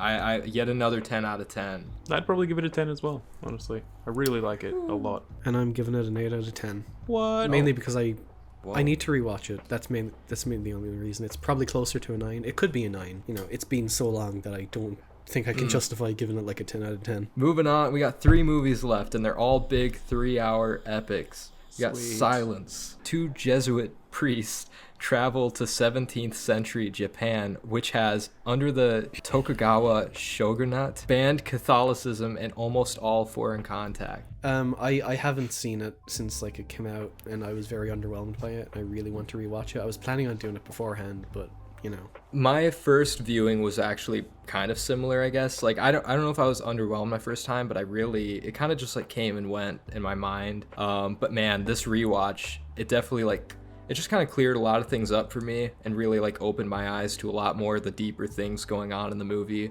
And like I just appreciated a lot of the aspects even more. Man, first of all, what a beautiful, amazing looking movie. Oh, like yeah. that's first and foremost, like shit. Performances, these have probably the most Oscar-worthy performances out of any Scorsese movie I've seen. Maybe it's because it's so dramatic. Like this is a drama, like through and through. It's like there's no comedy at all. So it's a very like kind of depressing, like very serious movie. It's very like slow and bleak and kind of uncomfortable to watch sometimes, but it Yeah, just it's very- really takes its time, but I feel like it's worth it. It is worth it. It definitely does take its time, and for a 3-hour movie that takes its time, I know that a lot of people would probably be a bit bored by it, but this rewatch, I was definitely like all in it. I was really kind of engaged from beginning to end, just by like, yeah, the idea of the movie and just like the characters. And it's just, yeah, just like a kind of a flawlessly made movie, in my opinion. I think it's Like, one of the most really- unique Scorsese movies out there. As much as I love Last Temptation, I feel like this was even stronger for me. It has a lot of the same qualities of like why I liked it. Ethically and morally kind of like upsetting movie at times, because like it's the idea of it is so disturbing for me personally. Like, and it won't be for a lot of people, but just the idea of like you're seeing all these people tortured and killed. You're holding on to this faith, but yet you're like the main character's like having doubts almost, like, is this really worth it? You know, like, should I, like, what's more important, my faith and my principles, or like the life of myself or these other people that are in my hands, basically. The idea of having to like disavow something that you dedicated your whole life to, like, it's very deep, like themes. It has a lot to explore, and it does so very well over the runtime, I think. Probably one of the best, if not the best, Andrew Garfield performances. It's so good. He Yeah, is like he is really ridiculously good in this movie. My first introduction to Andrew Garfield was the Amazing Spider-Man movies, and I don't really like those. So I think that tainted my first viewing of this, because he had still not like blown me away yet. Had you not seen The Social Network? Yeah, seriously.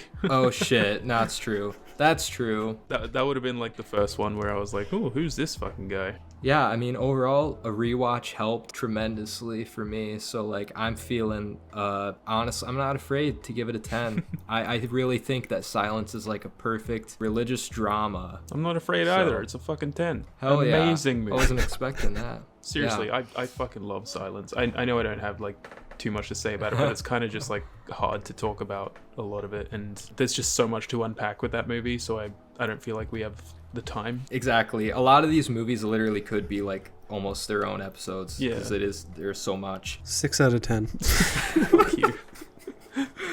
So yeah, moving on to The Irishman. Okay, so Pennsylvania, 1956. Frank Sheeran, a war veteran of Irish origin who works as a truck driver, accidentally meets mobster Russell Buffalino, whatever.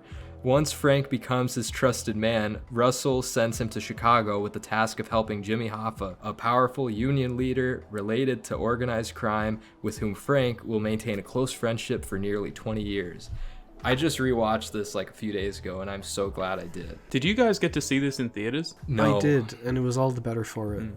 They were jealous. playing it at like one very like small cinema in Perth, and I had never been there before. I like had to look up where it even was, and it was just like this one really tiny cinema with like one screen in there, and it was like full because a lot of people wanted to see it in a theater rather than just on Netflix. Such a great experience, and it kept me like so hooked the entire time, which was like, it's ridiculous for like how long the movie is, but it's so engaging. I think the biggest compliment I can give the movie is that it feels its length. It might even feel a bit longer than its length, but that works to the movie's benefit because you really feel like you're witnessing a lifetime in this guy's fucking Exactly. career. And I think that's one of my favorite aspects of the movie, because like if I had watched this at home or on Netflix or whatever, I probably would have paused a couple of times, but like being forced to sit there, I didn't go to the bathroom once. Me neither. So I was just sitting there Wow. fucking watching this for 3.5 hours, and it felt like a lifetime, but I loved that about it. I really enjoyed that about it. I really wish I saw this in theaters. I've only seen it, I think I've seen it 2 or 3 times, and it's always been on Netflix. So third time's a charm, because like I've always liked it. Like I always liked it, but this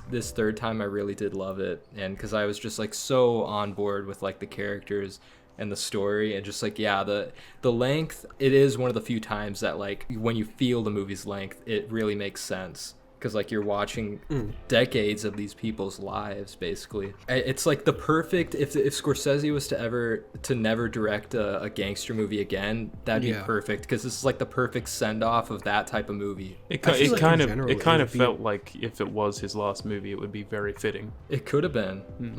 I'm very glad we got Killers, but like I sort of wish this was his last movie because of how final it is. That's Like true. that last shot. Now with the last shot, I think if it ended a shot better, it would be like a shot earlier, it'd be like a bit better. But like as it is, it's still like a very impactful ending. But like the shot of the door, if it ended on that, Honestly, like the ending is kind of my favorite thing about the movie. Like by that I mean like the last like 40 to 30 minutes roughly, because it's just Yeah. so engaging, and then It's it a becomes great so last like act. It's just bleak and depressing.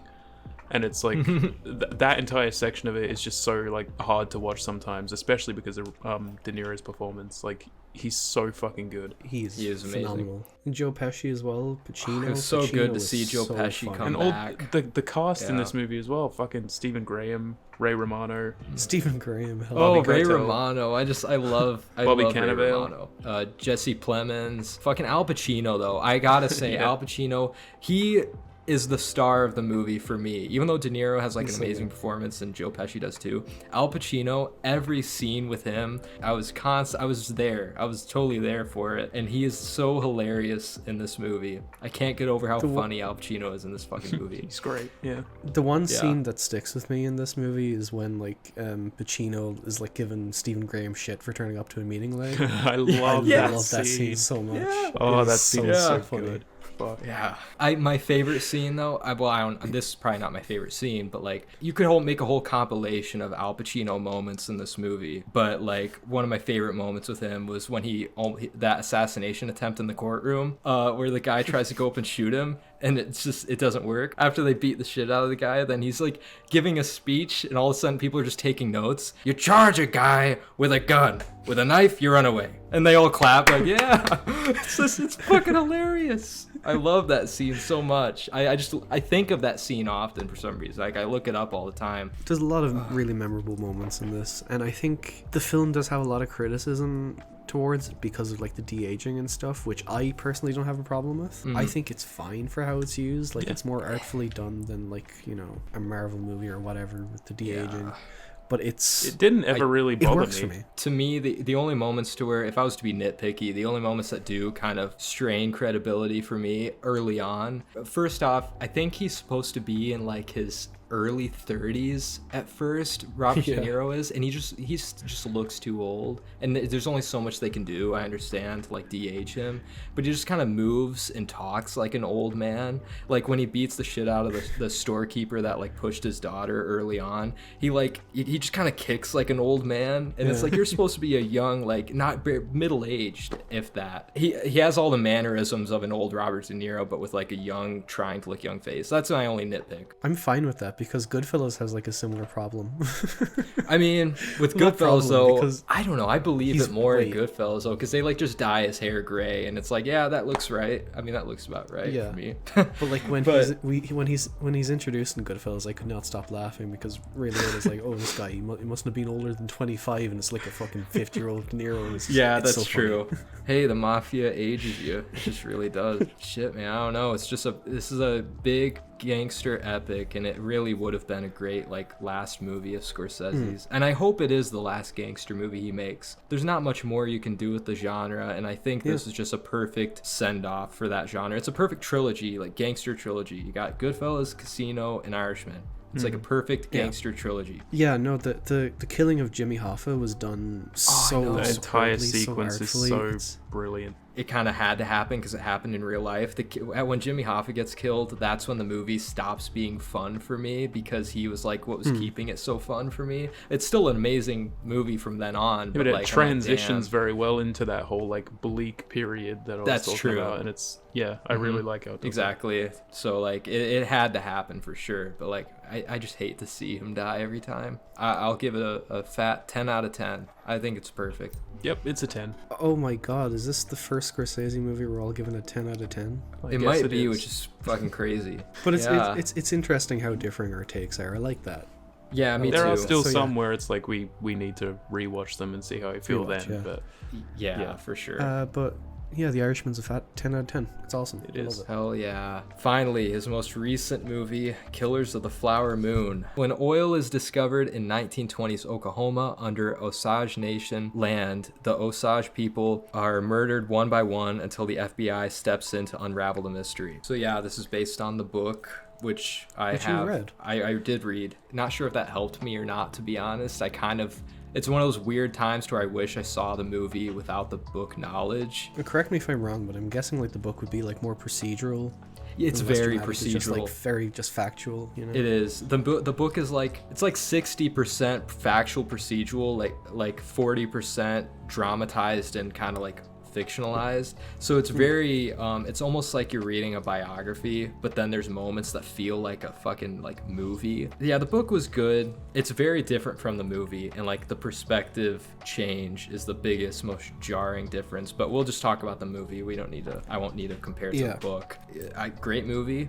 Scorsese's still got it. I should probably say before I start saying much, I had kind of a horrible cinema experience with this, you know, with people fucking talking and I such. feel like I can't stop having them lately. Like Oppenheimer and now Yeah. this. And yeah, it's kind of similar with me as well. And like at one point I had to leave the cinema because the sound was like way too low. Like I had to ask them to turn it up basically, and they did, and it was fine listening to it from then on. Like the first hour or so my memory is kind of spotty, but then everything after that I remember pretty clearly, which is to say I would probably, not to spoil my rating, but I'd probably give this a 10 out of on a rewatch because this really floored me. Adored this. I thought it was probably Scorsese's darkest movie, his bleakest movie, because of like the very intense subject matter of it, like the killing of the Osage people, also shines through with a lot of empathy, which I really, really loved about it. I feel like Lily Gladstone's character is like the focal point of the movie. A lot of the emotions I was personally feeling came from her and what she was going through with like Leo and all that, and I thought that stuff was really well handled. No, I totally agree. I think I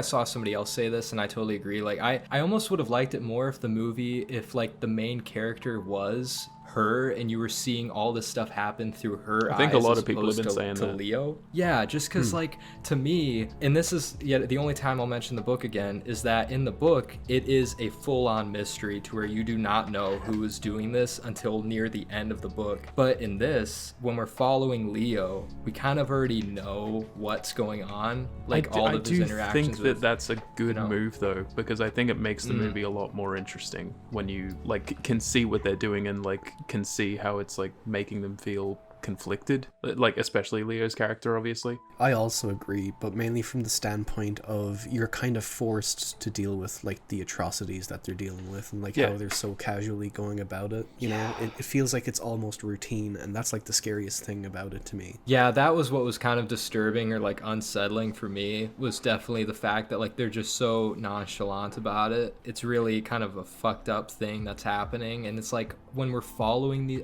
we followed a lot of fucked up characters throughout Scorsese's filmography, like Raging Bull, the guy's a piece of shit. Taxi Driver, you don't know how to feel about him. Goodfellas, they're all murdering pieces of shit. But then like this just felt even worse for some reason. I don't know why. It Probably just felt it's even real. more gross, because it is Because real. it's Yeah, real like attempted genocide. yeah, exactly. That's what makes it even more like abominable, you know, like the fact that this fucking happened. And like It's disgusting. Ultimately, the movie is about like the deep-rooted evil in like American culture, basically, and how it's inescapable. I would go even further and just say like not even American culture, but just like human greed and human like nature. just humans in general, the evil that humans can do, you know. Like I would even it can happen to any people from any culture background, I feel like, because humans are just so they can be Selfish. evil. We all have they can be selfish, but they all have like such a capacity for evil. Sorry to do this so soon, but can we get into spoilers? Because I have something Sure. to say in relation to that that's very spoilery. Spoilers for Killers of the Flower Moon. The ending.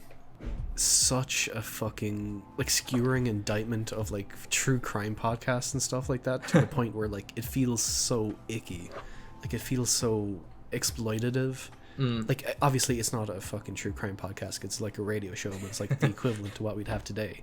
Yeah. Basically. And that stuff was like disturbing to watch, and it felt so cold and lifeless, like the way they were reciting these things that actually happened that affected like a large number of people. a large group Yeah, of but when people. it's coming You from say- Jack White,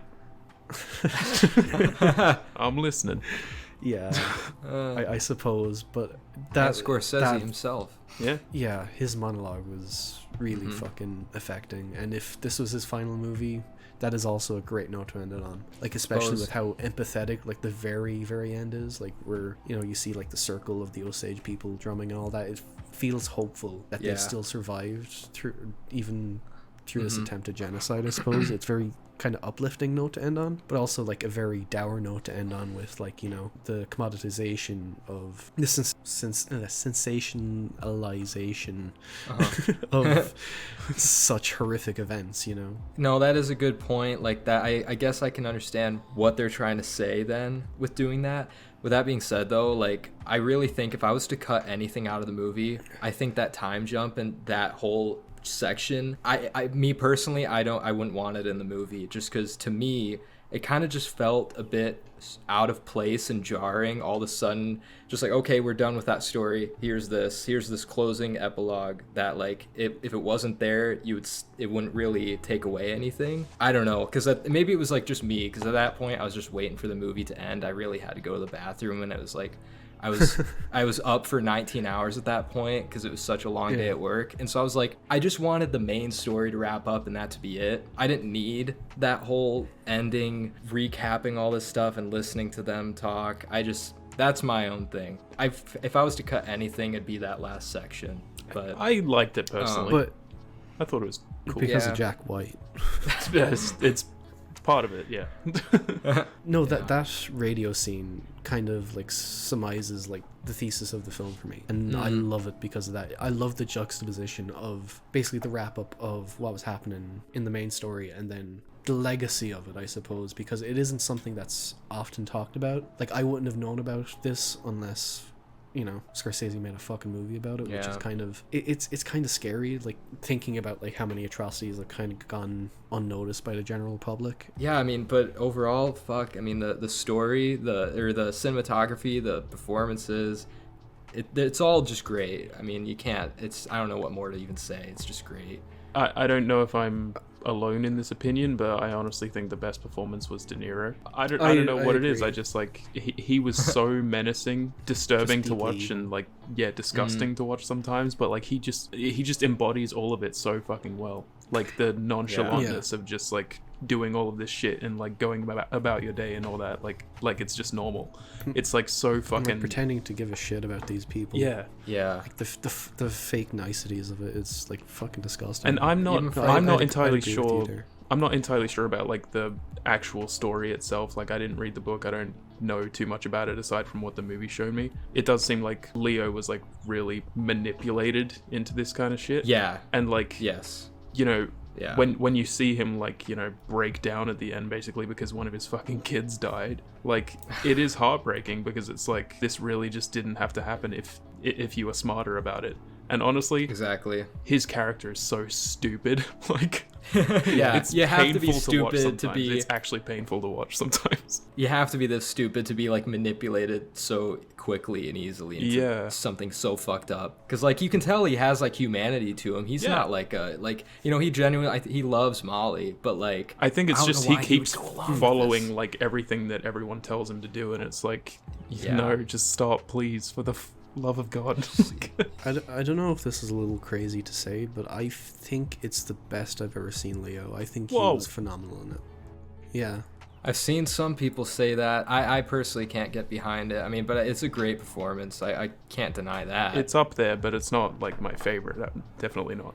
I'd say so. I mean, he definitely disappears in the character. Like, I do forget at times, like, oh shit, that's Leo. Like, for me, it's always probably gonna be like Django. I just love his performance in Django. I want to bring something up real quick because me and Julie were talking about this a little bit, and she thinks that Brendan Fraser wasn't very good, like at all. She thought he was borderline bad. And I kind of am like on the same page a little bit. He really wasn't that good in the movie. I thought he was fine. I didn't think he was. I didn't think he was a standout, but I didn't think he was bad. He was a either. bit too over the top. He overacted a little bit, in my opinion. No, I genuinely think he was great. I thought he was great for what. I didn't think anybody stood out as being bad. Yeah, I mean that's just me. I guess we're alone on that one. I don't know. I'm sure there's other people out there. No, there are other people. It's a great movie overall. It's a big movie you could talk about a lot, but I'm feeling an 8 out of 10. It could only go up on rewatch though. Honestly, I'm kind of feeling like a 7 right now. I'm not riding the train like everyone else. I don't think it was that great, but I thought it was good. I think it's a good Scorsese movie, but very far from his best for me. Still good, still very good. And if I do rewatch it might go up. It might. I'd give it a 9 out of 10, closer to a 10. I'm going to rewatch it as soon as it comes out on Apple TV. We did it. All right, well, yeah, we did it. Holy shit, all 24, 26, whatever Scorsese movies. Let's kill you, Quinn. In about 16 minutes, it's 7 a.m. Oh fuck, man. Well, we gotta at least bang out our rankings. Like we could just say like, okay, this is that. Once I get to 20, Keelan will jump in, and once we get to our 13, Liam will jump in. Hell yeah, can't wait. Yeah. I'll just go through. All right, my ranking: 24 Scorsese movies. 24 is Hugo. 23, you guys aren't gonna like this, but Alice Doesn't Live Here Anymore. I have it 23. You should probably jump off a bridge. Dude, everyone's gonna think I'm crazy on that. I need to rewatch it. I do. At 22, I have Boxcar Bertha above Alice Doesn't Live Here Anymore, and people hate that. People don't like that movie. 21, I have Gangs of New York. Number 20, I have Shutter Island. My 20 is also Shutter Island. 19, I have The Aviator. 19, I have Age of Innocence. 18, I have Kundun. 18, I have Silence. Oh shit. 17, I have Mean Streets. 17, I have Cape Fear. 16, I have Age of Innocence. 16, I have Mean Streets. 15, I have Cape Fear. 15, I have Raging Bull. Not even top Yeah. 10? Not even top 10? All right. Sorry, 14. That's fine, because I'll trade you here. 14, I have King of Comedy. I Get know. out of There was a time where it was in my top 10, and then I rewatched like 4 more movies, and I just couldn't do it. 14, I have Wolf of Wall Street. Whoa. Whoa. Yeah. That's pretty fucking low, man. I mean, hey, I told fair you, enough. it gets nutty. This is really nutty. 13, Killers of the Flower Moon, actually. 13. It's like exactly in the middle of his filmography. 13, I have The Color of Money. 13 for me is Shutter Island as well. 12, yeah, you're gonna hate me again. 12, I have After Hours. 12, I have Bringing Out the Dead. Oh, what the fuck? These are great movies. Yeah, they are. I Oh, mean, trust me, man. I'm saying that, but you guys are gonna fucking hate me right now. Just because I haven't seen it in a while. The Departed is at 12. Oh, okay. I Yeah. thought you were gonna say. Yeah, that's fair. Just something because I haven't seen Yeah, it in a that's- while. It totally could go That's up. fine. 11, I have Last Temptation of Christ. Number 11, I have The Aviator. Number 11, I have Killers of the Flower Moon. We're in the top 10 now. I've got Bringing Out the Dead. My number 10 is The Last Temptation of Christ. My number 10 is Alice Doesn't Live Here Anymore. Number 9, Casino. My number 9 is Alice Doesn't Live Here Anymore. My number 9 is The Aviator. Number 8, I've got Silence. Number 8, Yeah. I've got The Killers of the Flower Moon. 8 is The Wolf of Wall Street. Number 7, I have Raging Bull. Number 7, I have Casino. At number 7, I have The King of Comedy. Number 6, I have The Irishman. Number 6, I have The Departed. Number 6, I have Bringing Out the Dead. Number 5, I did not think it would make the top 5, but number 5, I have The Color of Money. Damn! I got The Hell Color yeah. of Money at 5, man. I just I gotta watch that maybe shit. it's a Dudes vibe. Rock the movie. The movie's a vibe. Yeah. My number 5 is The Irishman. My number 5 is Goodfellas. Okay, number 4, I have The Departed. Number 4, I have Goodfellas. Number 4 is Taxi Driver. I do love it a lot, and I really Damn. want to watch it again. 3, we're in top 3 now.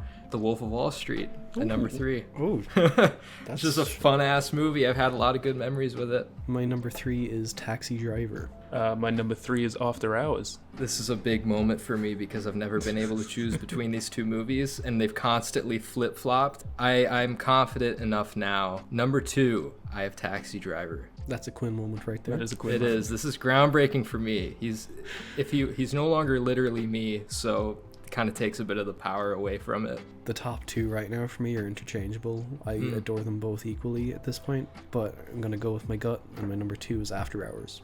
My top 2 are kind of interchangeable, and I do feel like they will change quite a bit the more I watch Scorsese and rewatch stuff. But number 2 is The Irishman. I like how all of our top 2s are interchangeable, basically. Yeah. Like, because it just reaches a point to where it's like, you don't know what you should pick. Yeah. But in my number 1, and it probably will always stay this way, but Goodfellas, it's just so close to me. Just fucking perfect, amazing masterpiece, Goodfellas. I want to watch it again. My favorite Martin Scorsese movie, and one of my favorite movies of all time, is The King of Comedy. Ooh. I Look at that. adore it. My number 1 is Silence. Damn, I was not yeah. I was not expecting that. I thought Irishman would be your number 1. No, I really, really love Silence a lot. It's amazing. just a very hard movie to talk about sometimes because I really Yeah. don't know what you can say half the time. It's just a feeling that doesn't ever leave you. Shit, well, we got through it. We did it. Oh man. Let's get into listener questions. But okay, starting off, we got 2 questions from films_around the world. First one, what are your thoughts on The Last Waltz? None of us have seen it. That's an easy question. Another easy question, what are your top 5 Scorsese films? We just said it. Rewind back about like 5 minutes or so. From Anton_Kino Love. What is your favorite film directed by Martin Scorsese? Goodfellas. Silence. King of Comedy. And then from Levia Bercrombie. Oh, God. Beer, whatever. Bring Me Levi. Pizza mid podcast. Yeah, Oh, Levi. yeah. See, when it's all jumbled together like that, I'm just like, what? He's just he's a friend of one of my co-workers, and we just hang out Oh. sometimes. But yeah, I will not bring you a pizza Got- mid podcast. Maybe some other time. 3 questions from Sirtone_reviews. Top 3 or favorite scene/shot from Scorsese? Oh man. Jesus, Sir Toad. I know. I'm just gonna think of scenes. I love every scene with Jimmy Hoffa and the Irishman. Every single scene. I don't care. Every fucking scene with Al Pacino is amazing. The opening scene of Goodfellas, the whole sequence in Goodfellas to where Ray Liotta is being tailed by the helicopter while he's high on coke, that shit and he's is got that great. song in the background. That is the most. It's just my favorite sequence, probably in a. It's probably my Scorsese favorite movie. sequence in that movie. It's so good. It's just so much. It's so crazy. Like, I love it. Honestly, one that comes to mind is pretty much the entire ending of After Hours. Like, I just think it just reaches such a point where it's like, my God, like, what more can this man fucking take? And it's awesome. The scene where Jerry gets kidnapped in King of Comedy. Yeah. That's up there with the cue cards and all that. Yeah, the scene in The Irishman where Pacino just gives Stephen Graham shit for being late. Yeah, that's so good. The scene with Scorsese's mom in Goodfellas. Yeah. The nightmare and bringing out the dead. I like the scene in Last Temptation where he makes the circle in the sand and he just stays there for days while I love that seeing too. visions of like the devil. I love that too. That might be my favorite scene in that movie. Color of Money, the Werewolves of London scene. I got it. One more. Spoilers for The Departed. Leo's death. It's one of the most iconic, shocking deaths ever. So abrupt. Also from Sertone reviews, without Scorsese, would De-Niro be the icon he is today? Probably not. No. No, I don't think he would either. Yeah, no. Like, he made his career. Like, if you look at all of De Niro's best films, they're all Scorsese films. You know? It feels They like just they are. really like owe it to each other because it seems like, you know, De Niro was like a friend to Martin as well. All right, from movies that don't suck. If Scorsese's next film is his last, do you want one more gangster film? No, I think we already kind We of said discussed that, it. right?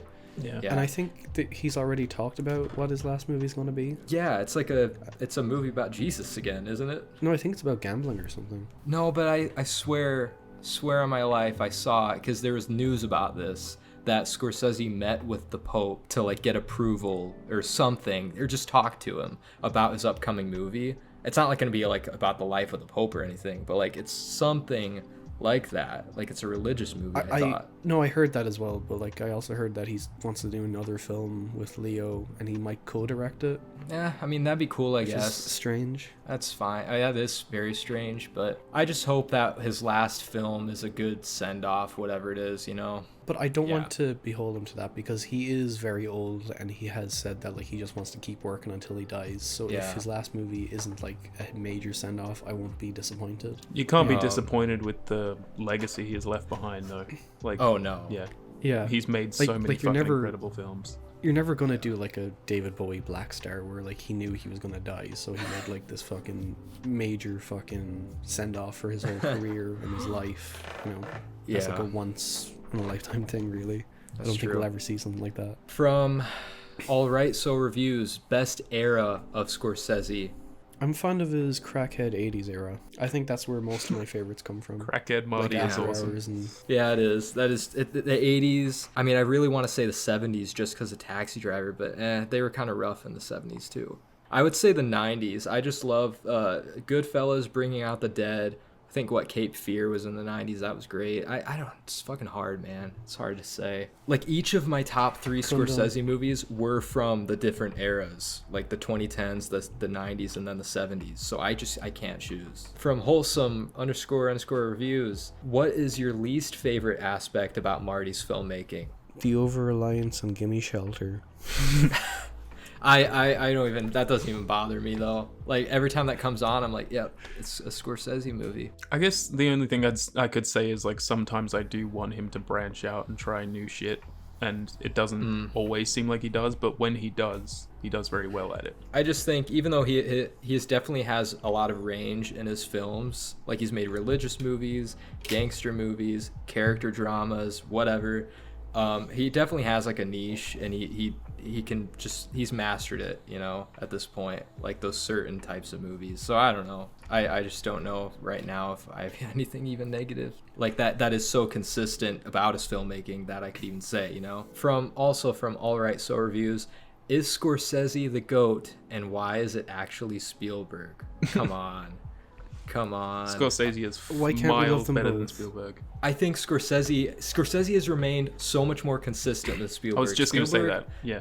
Spielberg has had his Yeah. peak. He had his peak, and he's gone downhill. He just, but fucking Scorsese, man, it's getting better and better. It feels like. Well, it feels like he So- puts more passion and effort into his movies, and like rather Yeah. than just kind of bringing them out the Exactly. half-assed, basically. Exactly. I greatly appreciate both of them, and I feel like they're both equally as important to cinema as one another. They're definitely Yeah, important for to sure. cinema. Like, there's no doubt about that. Absolutely, but Yeah. it's just in terms of who I'd prefer, it's Scorsese. He's definitely much more mainstream and accessible, I guess, to like your average viewer. But like Scorsese is just, his films are just much more interesting to me, and they take more risks. So I think it's because that's like what I like more. Spielberg tackles like a lot more genres than Scorsese does.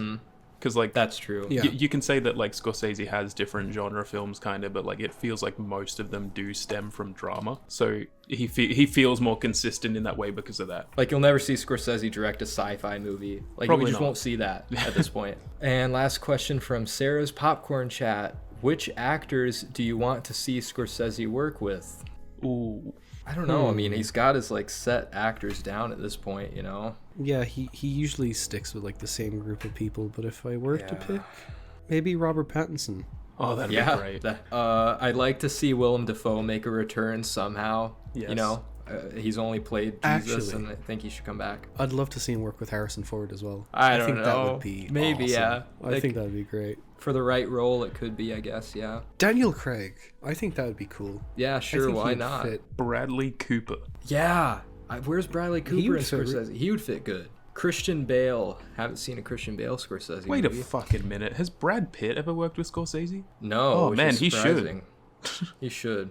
Fucking Yeah. That would be great. That could be good. Shit. Well, yeah, we should wrap up. Before we do that, though, next topic. What do we got? Yeah, it's Liam's turn. I don't really know how to intro it too well, but I mean, basically I just thought similar to the episode that Keelan did where like it's two movies talking about like a certain subject, like filmmaking, where we did Ed Wood, an American movie. I was thinking of maybe doing another one where it's like a certain topic or whatever for that. And I chose aliens. I don't mean like the alien movies, I mean like movies that are about aliens or whatever. Yeah. Or have to do with aliens. I think Could I ask why? What kind of got you to be like, hey, let's do a movie, an alien movie? I'm okay with it, but I'm just wondering like, what was your thought process? I couldn't even tell you. I just love some ALMLs, you know? can I actually go last just so I don't steal anybody's That's fine. suggestion again? Because I stole Keelan's. I last doubt time. you'll steal mine, honestly. Yeah, I asked these two to pick one of their own, so it's not like all my choice or anything. I just said, alien movies,